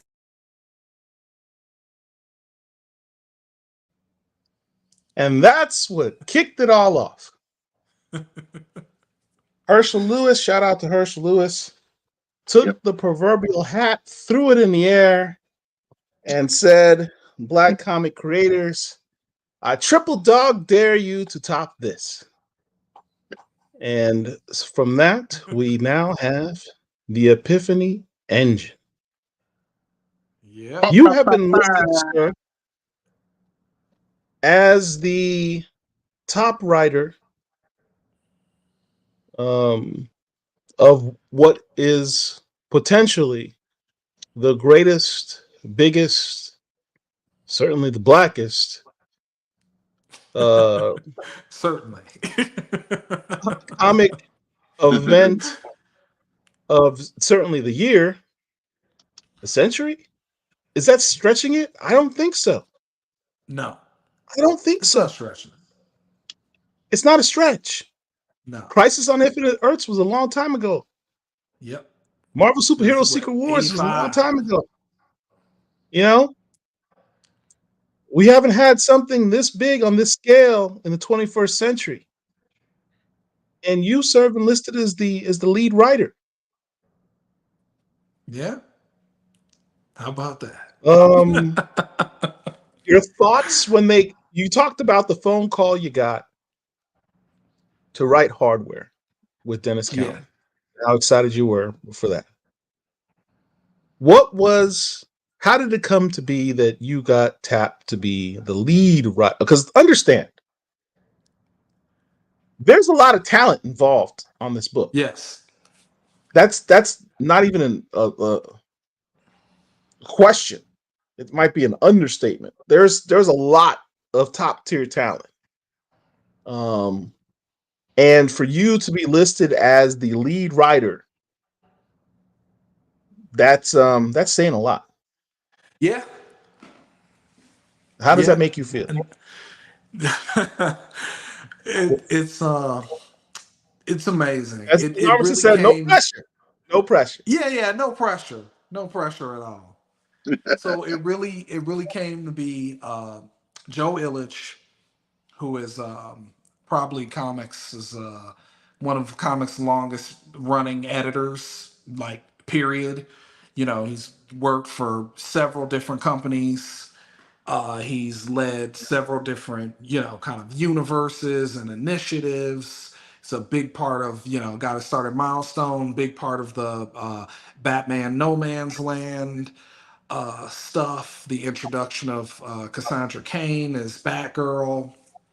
And me and Joe have been working together for probably like over a decade now. Joe was instrumental in getting my Many Adventures of Miranda Mercury product set up with an independent publisher called Archaea. Um, we worked together. You showed a picture of Noble. We worked together for Lion Forge with the big Catalyst Prime universe. I wrote the flagship title of that, Noble. He was the lead editor and showrunner on that, and we've just had a long running relationship. Working together working together, making each other better, getting on each other's nerves sometimes. Everything that you have in like a long running, relationship. And he called me and he's like, he asked me if I had some time. It had been a while since we had talked or worked together, and he basically kind of laid out to me what the parameters of this project was. And immediately, this is like every conversation that we have. Anytime you get a bunch of black comic creators together and you go out to dinner afterwards or you go to the movies or whatever, this is all we talk about. This is like, Right. wouldn't it be cool if we got all of our characters together and did something? And so it was really an honor to be tapped to basically lead this thing off and kind of get this thing going and get us started and write chapter one, the introduction of these brand new characters, the McCallie family, and just kind of set the table for all of the cool stuff that we're going to see in this project. And At some my point, only regret my only regret is that I didn't get in early enough because I was kind of off social for a little while. My only regret is that I didn't get Miranda Mercury to be involved in this thing. But when we get ready to do a second volume, we'll make sure that's taken care of. But or the Dale families, the Dale's family. yeah, maybe. I don't know. The Dales family may be a little. I have a little more. Like I have like full control of Miranda, so it may be a little more Miranda. But we'll see. Or I'll make some new stuff. So it's all good. At some point, I hope there is a making of documentary that's being worked on for this Epiphany Engine project. I mean, I seriously, I I hope want between Joe and what Tony, I'm looking somebody's forward filming to this is the process. signing. That's what I want to do. Like I want to participate in some mega signing at New York Comic Con or San Right. Diego where we can get like everybody we can that worked on the book, whose characters appear in the book, and just do like just ridiculous. I want that's what I want. That's another thing personally I want from this project. Like, is there like some kind of world record for how many people have been up on like If three if there stages is put together? That's what if I there want. is, I hope we can do it next year at you can't see it, the Black Comic Lords Comic Con. Hopefully, we'll have one next Come year, and we on, can have that there. we can do it. We can We do it. can do it. That's what we've been told. That's that's what Um, I want. That's what I want to see. Going into the future. if there is a documentary, it should be called Epiphany Engine, and then like, wouldn't it be cool if we, something like that. That's funny. That should be like the secondary name. Yeah, that's where So it all tell us, starts. this whole thing centers around the McCallie family. Yes. Um, I appreciate the fact that yet again you have a series that focuses around a black family, a black nuclear Yeah. family, a black super nuclear family. Yeah. Um, that's kind of cool to me. That's kind of cool Yeah. to me. I think that's why So Joe asked me, because he knows that yeah, this is my obsession. When I decided I wanted to try to write comics professionally, it was just really important to me that I not like create a roadmap or basically leave something behind for like the younger version of myself, because I love this story. When I was coming up, when I decided to become a comic writer, my basically my icon, my mentor was Chuck Dixon. I loved everything Chuck Dixon wrote. Chuck Dixon was responsible for introducing the third Robin, Tim Drake. He wrote a lot of his formative stories, and that was one of the characters that I grafted onto when I got into comics. And years later, it's like, damn, I don't even know if Chuck Dixon even likes brothers. Like how is like how's like that's That's funny. like, and it always like makes me feel like kind of funny. So I just wanted to, to make sure that there was at Well, least an there is example. there's What a was that? moment. I say there is a moment in time right now with Chuck Dixon. He wrote Alpha Core for the Rippaverse, Uh-huh. uh, which is every Oh, July. okay. Yeah, so yeah, he gets down with the brothers. But I wanted to Okay. ask you though, you brought up Chuck Dixon. My favorite Chuck Dixon story, actually, there's two. There's Code of Honor, Uh-huh. which he did for Marvel, and then he did The Devil's Advocate, which is about Joker. Um, Mm. Phenomenal stories, man. Phenomenal stories. Yeah. Yeah, no, that was my guy. He did a. I went to one of his panels at a Chicago show called "The 10 Commandments of Comic Book Writing," and it Mm, basically, in that 1 hour, it diverted me from the path that I thought I was on. I was gonna write like action adventure novels, and like those like 50 minutes, it basically changed the course of my entire life. So it's always been important to me to I believe it's our responsibility to spark that feeling in people.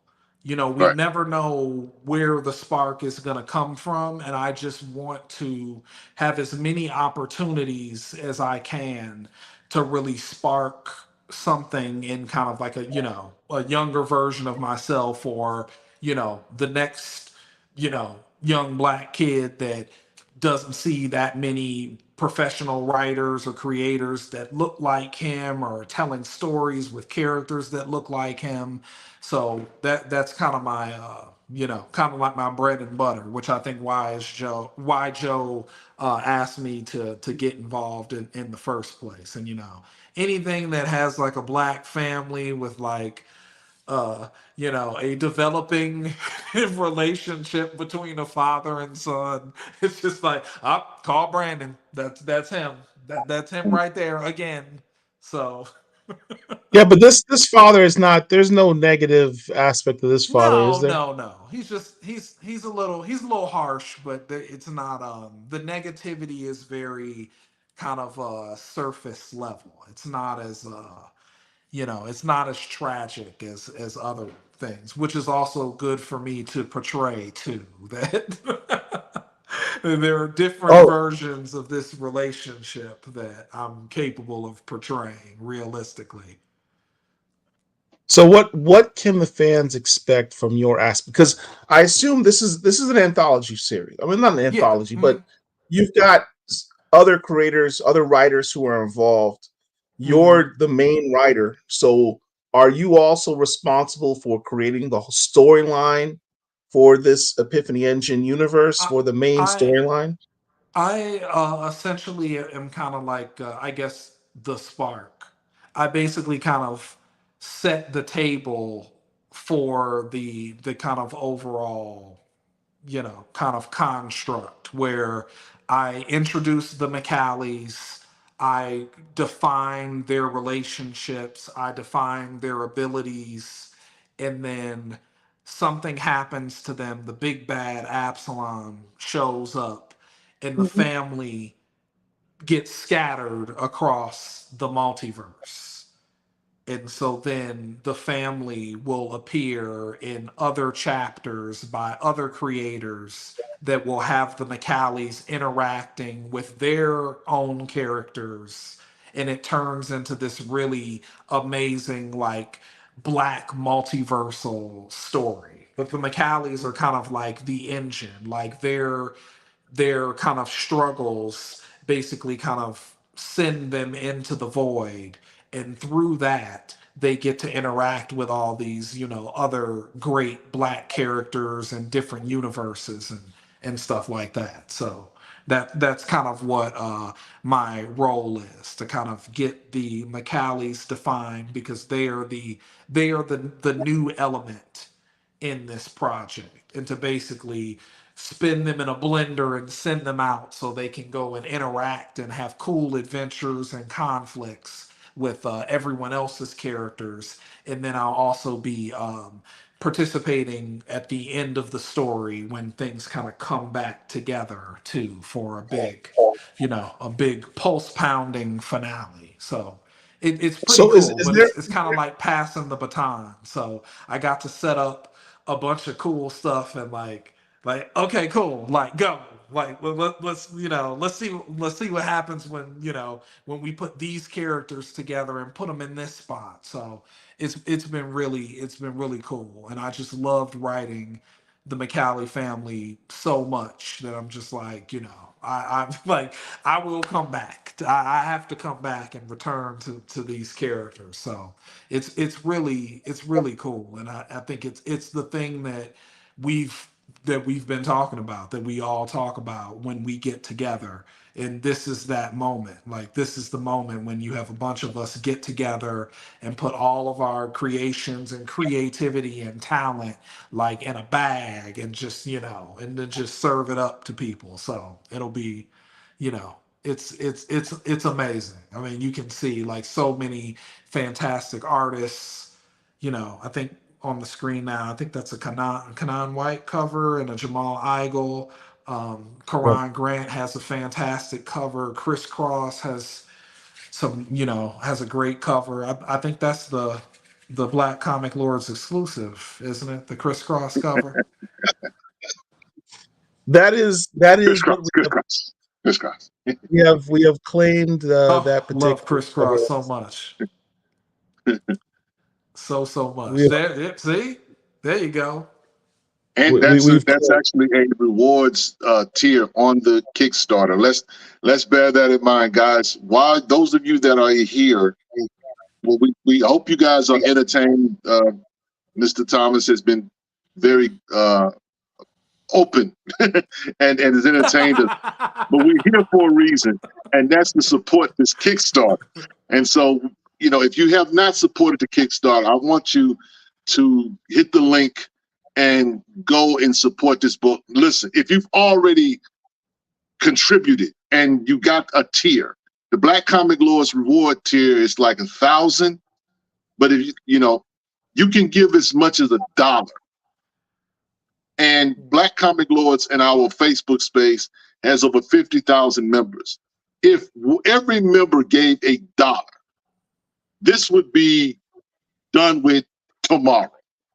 Okay, but we have a limited time to get the project funded. So we are asking you to not only get a tier, buy the book, the digital copy or a physical copy, but give a couple of extra dollars too, so we can help pay the artists and the creators that have attached themselves to it, because this is a historic moment, and we do not want to bypass the fact that when this is an opportunity to send a message to the comic book community at large. I don't want to stress. I need to stress that if this campaign gets funded, that's going to create more opportunities to see the McCallie family again, to see these creators come together and collaborate again. Sorry about that. Yeah. To see this particular project, it's gonna spark so many different opportunities and so many different relationships. This is important. I want our community to understand and know. I want to emphasize that this is a huge opportunity in our space. We're always asking, "What if?" or "Could this happen?" To Brandon Thomas's point about, man, it would be cool to do this. We are a man. It would be cool to do this moment. Let us not forsake this moment. You know what I'm saying? This is not somebody else's issue. This is our issue. We are being empowered to be partners in this situation. You know what I'm saying? You can say when you hold up your Epiphany Engine graphic novel that I contributed to this Kickstarter and I actually helped make history. So please, please, please put your money where your mouth is, because a pair of lips will say anything, but your checkbook say something different. Message. Yeah, I hope there's not a single person that's watching this that has not already contributed to this Kickstarter. There's this. If you like us, if you like the Black Comic Lords, if you like the content that we talk about, understand a project like this is in essence the manifestation and culmination of everything we talk about every week that we've been doing for years now. When you talk about having the top tier talent within our community coming together to put together a special project like this, with our own characters that we own, that we control, and we publishing it ourselves. There's no greater comic book project within our community that could be done than this. As Rich said, even if you don't want to buy the book, then at least contribute some money towards it so that the book can be made. I mean, even $1, there's like no reason for anyone not to at least contribute $1, but we want you to go buy the book because, quite frankly, the book is going to be dope. It's going to be dope. There's with this amount of talent, you got Brandon Thomas here himself. You had me there. Then there's like a whole bunch of other people behind that. Yes. It's a guaranteed. You said there's no guarantees. I guarantee this book is going to be dope. It is. Just said that on live. It's recorded, so book's going to be dope. It better be good, or else I'll be embarrassed. This is going to be a good book. You should get this book. So Brandon, what can we expect from a larger sense from this book? Basically we want to meet the moment. Essentially, like you said, we've been talking about this a lot. This has been something that's been talked about for years and years and years and years. And there are so many talented creators and artists that have done the hard work to publish their own books, create their own characters, find their own way, work the con circuit, selling these books, hand to hand for years and years. And this is an opportunity for us to really meet this moment and really turn this into something.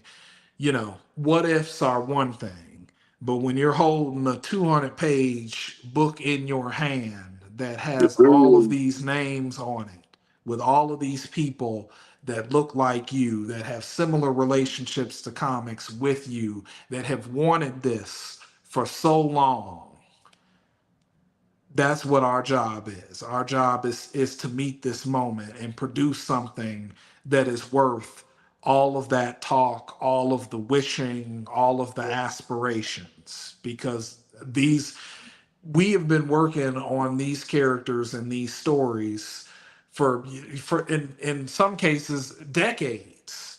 There are creators working on this book that might have, published their character for the first time over 10 years ago and have kept it going and have kept it alive. And that is hard. Like making something original is hard. Being ahead of the curve is hard. Producing something and knowing that the world is not yet ready for it, and knowing that if you keep focused, if you keep it out there, if you keep it vital, that there will come an opportunity where the world is ready to receive these characters and a story like this. And that is, essentially our job, and that is what is most exciting about this project. And to me, this is only the beginning. If this Kickstarter is successfully funded, there's no reason that this can't turn into something that happens every few years. Like maybe there are smaller versions of a project like this that can happen, that can build up to Epiphany Engine 2. And the world is at our fingertips, and we think that this it has been proven. You've seen things. You've seen the reception of the Black Panther movies. You've seen the reception to the Spider-Verse movies. This is possible. Like, this is no longer theoretical. This is happening. And we need to be the ones that are driving this forward. We can't we can't be overly reliant on, the big companies to always do right by us, to always, to be invested in this. And this is something that we're all deeply invested in. And I think you'll see that when you see the final product. You will see that investment and you will see that commitment. And I think that's what the project means to me. That's why I was excited to get involved with it. It's also apropos that it's done in this Kickstarter manner, because this is a project that for all of us. This is a community project. I would encourage all of you, because Tony Cottrell, shout out to Tony Cottrell and Joe Yeah. Illich have been working tirelessly to promote this book. Shout out to you, brothers, man, because I can't turn on something in social media and not see the post that you're making. But I encourage all of you, as you see them post these things, as you see other creators post about Epiphany Engine, repost those posts on your own social media. Share it with your friends and the people that follow you. Get the word out. We can't do it by ourselves. This is a big project. I recruit all of you. Recruit. Expand. Expand. The Black Comic Lords want you. We need you to be our partners in helping to promote this thing. Share it, like it, let people know, encourage people to go ahead and contribute something toward it, but certainly also buy the book. We can make this, we can make this happen. And when it does happen, it's going to be significant. It's going to change the paradigm. Don't get it twisted.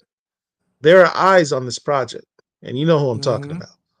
Right. There are haters that don't want this project to succeed, and there's other people that are curious to see, is there money in this stuff?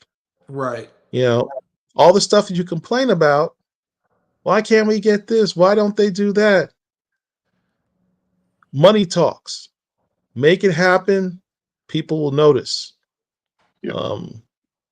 There's black and white, but more important than black and white to many people is green. So here's Money an opportunity. talks. I don't want to hear any complaints after this book is done about why can't we get this? Why can't we get that from people that did not contribute towards this book. I'll delete you. I just want to say before we move on, and I'm gonna get on my soapbox for a minute. Mm-hmm. Get on the soapbox, bro. We as a community, we have seen guys get Kickstarters done in a matter of hours. Mm-hmm. I'm one of those people to think that this Kickstarter should have been fully funded within hours. Clearly, that didn't happen. Mm-hmm. So the question becomes then, why hasn't it been already completely funded? Two things come to my mind. One, either we're looking to see what someone else is doing. Mm-hmm. I'll support it if I see everybody else support it. Right. Or two, we don't fully believe in what we're doing. And that's when we have to take a hard look at ourselves or whatever. And it's creators like Brandon Thomas that give us quality product like excellence, that is able to be in position to write and be head of a story like this. Understand, you're not getting me and Paul coming together on a Friday night or a Saturday night or a Sunday night and just, hey man, let's do a story, right? And we're gonna put it on Kickstarter. No, you have the best of the best on this project. Thank you. And so it's an opportunity for all of us to not only support a dope project, but to really show the Black comic book community at large their power. There's a lot of power I think people don't realize that they have. As someone who loves comics, been reading comics since I was a tot, I'll say this, that all of us have been waiting for a moment like this. Do we have to really do a history lesson tonight? We could go back and look at all Negro comics written back in 1947. Yeah. Had original characters, right? They put out one issue. You know why they weren't able to put out another issue? They weren't able to put out another issue because the community at that time got together and said, you know what? We are not going to sell these Negroes no paper. They saw the potential for power back then. Look at characters like Lobo. What year did Lobo come out, Paul? Do you know? 1969? Am I wrong? In the late 60s, I want to say. Point is, they were only able to print 2 issues of that book because they didn't want to sell it in the South. There's a whole dark history when it comes to comic books. And you have an opportunity right now to bypass what Massa did and empower yourselves. And I promise you, I do not, well, like Paul said, I do not, if this don't get funded, I don't want to hear nobody's mouth talking to me about why won't they do this at DC or Marvel. Because either we believe in what we're doing or we don't. This is an opportunity, and I don't want us to miss this opportunity because I just think sometimes we get to the opportunity too late. Mm-hmm. You know how many times I've watched the especially Black media. I told you I was getting on my soapbox. We get a story about something that's getting ready to. We need y'all to go vote tomorrow. Mm. Open what they call it, Paul? Free voting yeah. All that was like 30 days. Now you want everybody to go vote the same day. We got to stop doing that. We really have all that we need. As somebody that works in church, I can tell you, you have everything you need in the house.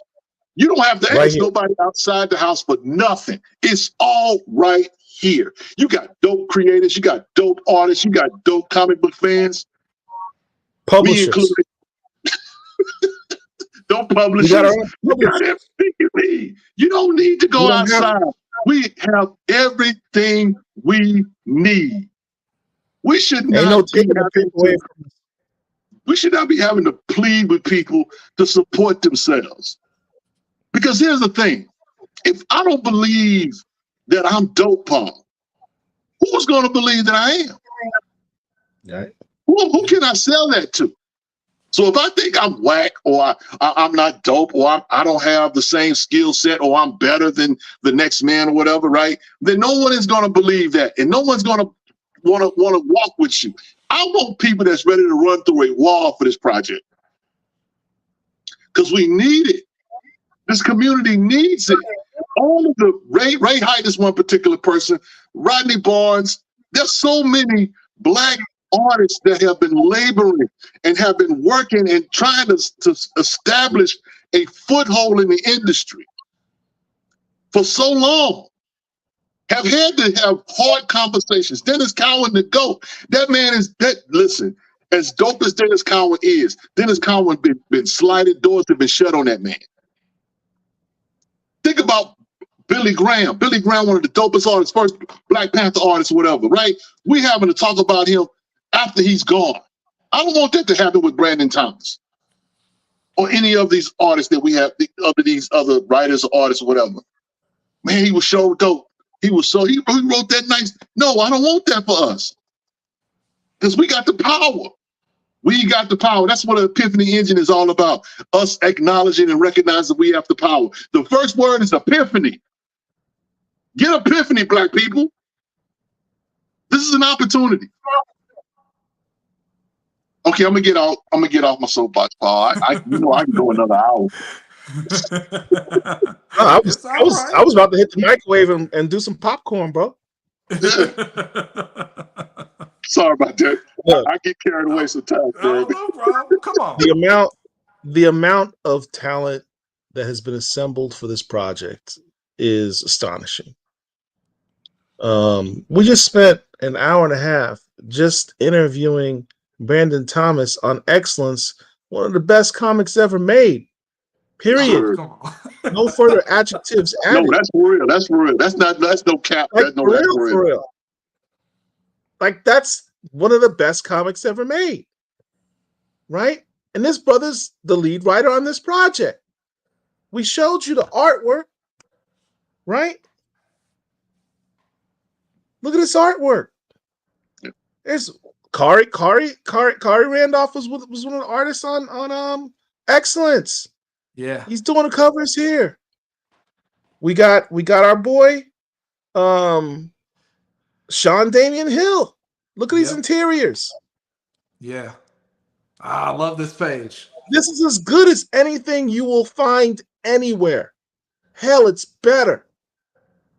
The best of our best are working on this book. If you don't buy this book, there's just no excuse for you not to buy this book. There's none.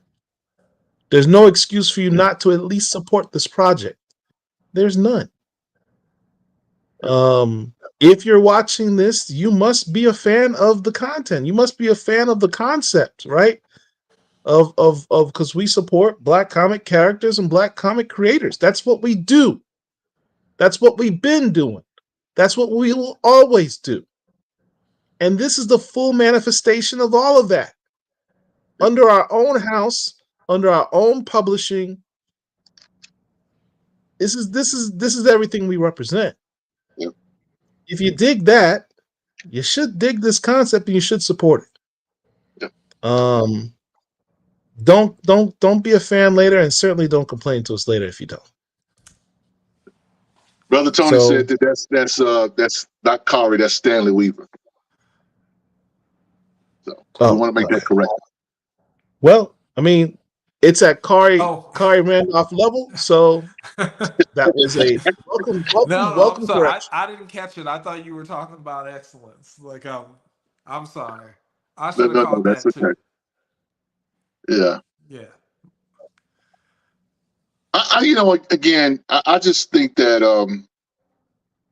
the opportunity that's here, we can't let it slip.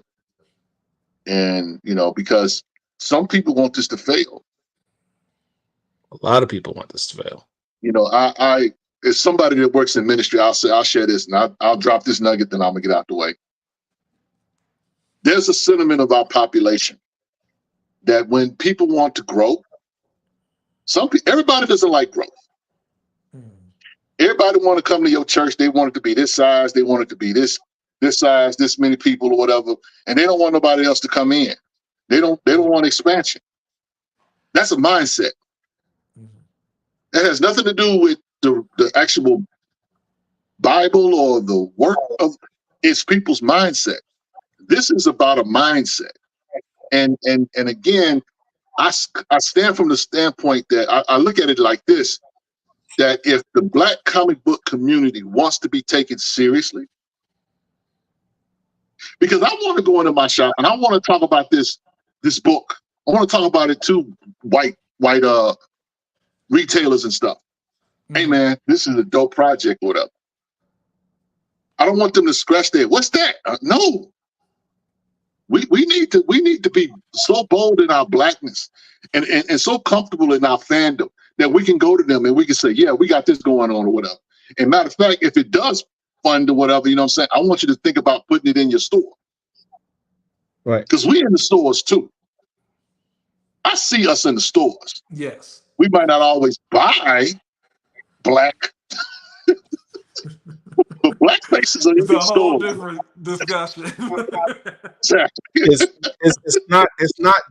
It's not just a dope Black project. It's a dope comic book project. Period. Right. It will be one of the best comic book products. Period. No adjective required. No qualifier. No Now, Paul, qualifier. respectfully, though, Paul, can we listen? We went to go see Black Panther. We do things extra. Black people do stuff extra, not extra, extra. I need us to be extra. With it's us, bro. It's us. This is us. Yes, it's not just a Black project. No, but I need it to be blackety black. I'm just saying. Yeah. If you're one of those folk that saw Black Panther 10 times in the theater and Warrior Dashiki on opening day like I did, you damn sure better be supporting this project. Yes, Disney thanks you for your funds, but our people probably would thank you a lot. Disney thanks you for your service. It'd be a lot more meaningful in our space. Yeah. Absolutely. So I don't know, bro. We covered everything. What up, Mr. Brandon, Mr. Brandon Thomas, real quick. Do you have any other projects that you want to talk about or that you got coming up? Yes, please. I just got, well, I can't say, but I just had a huge project that just got greenlit at one of the, I don't even know if I could say where it's at, one of the big companies. But so look for that later on this year. So we got a couple things in the fire in addition to finishing up Excellence.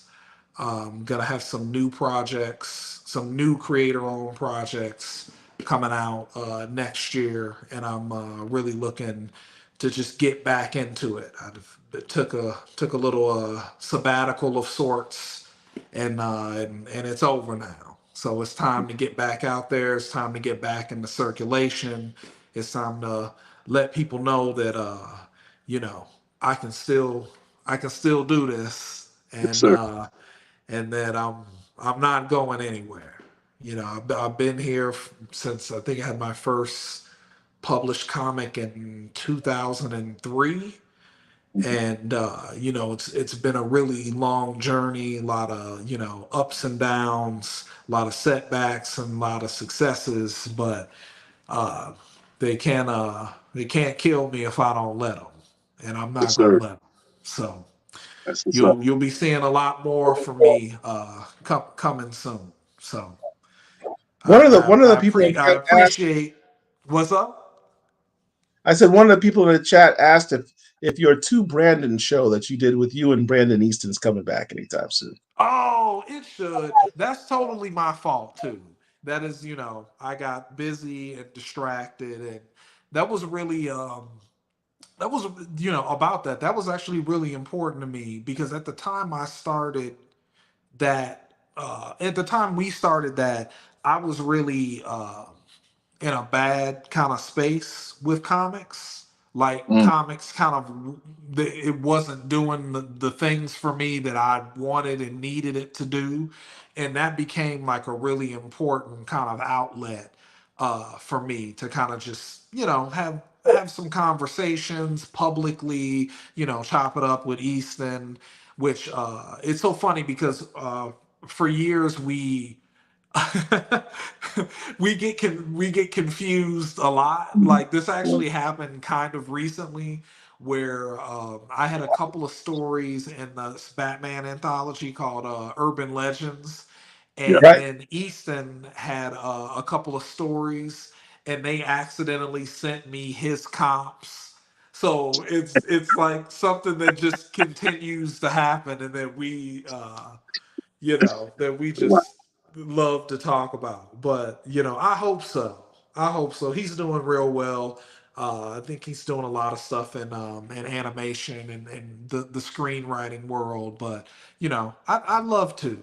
I'd love to. So hopefully we can get back together and do at least we could do like a couple of specials a year. I think would be fantastic. But I appreciate that. We love that. We love hearing that. That was really important for me, and that really helped me get through a very kind of difficult time that I was having in comics. One of those deep valleys that really helped me kind of get through that. So I appreciate that. We love that.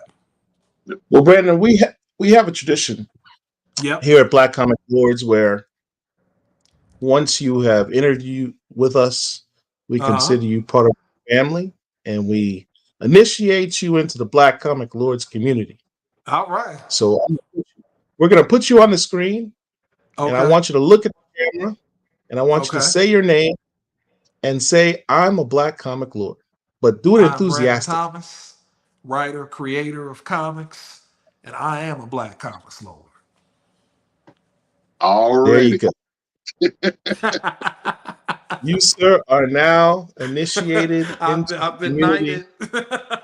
knighted. Yeah. We will give you the secret passwords and the For whatever that's worth. Oh, stop it! No, this has been amazing. No, But what that I'll means say is this now, now. I'll say this yeah, now so that nobody forgets it.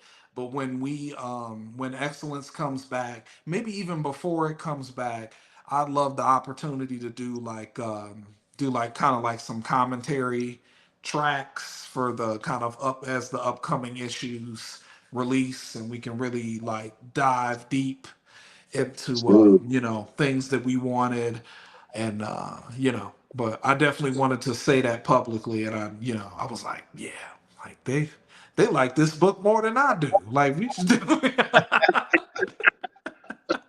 that's I what's hope up. that means you're gonna drop it here first because we're here for it. Thank you, Yeah. I appreciate it. Don't So I forget, don't mean, forget to excellence is email us that it's stuff that we talked about. all right, all right. Thank you, All All right. right, and Paul. support Epiphany Engine. Yes. Support it and tell your people. There you be. That part. That part All right right. there. So, Paul, let's All go, right. man. I guess that's it. Thank you all for watching us and lending your support to Epiphany Engine. If you haven't already, again, please support Pledge this today. project. This is probably one of the most important projects the Black Comic Lords have thrown their support behind because it's important to us, Yes. and we think it should be important to you as well. So as soon as you get off this live, please log into the Kickstarter and throw your support on Epiphany Engine. Certainly share this video. Share any of the promotions that you see on Epiphany Engine on your own social medias. Encourage, if each one of you have even already supported, try to get 2 other people that you know to support. If we can just do that, everyone, try to get 2 other people to support. That will go a long way. So I'm gonna get off, as Rich says, I'm gonna get off my soapbox. Dr. Wizard, you can take us out. Black Peace. Comic Lord.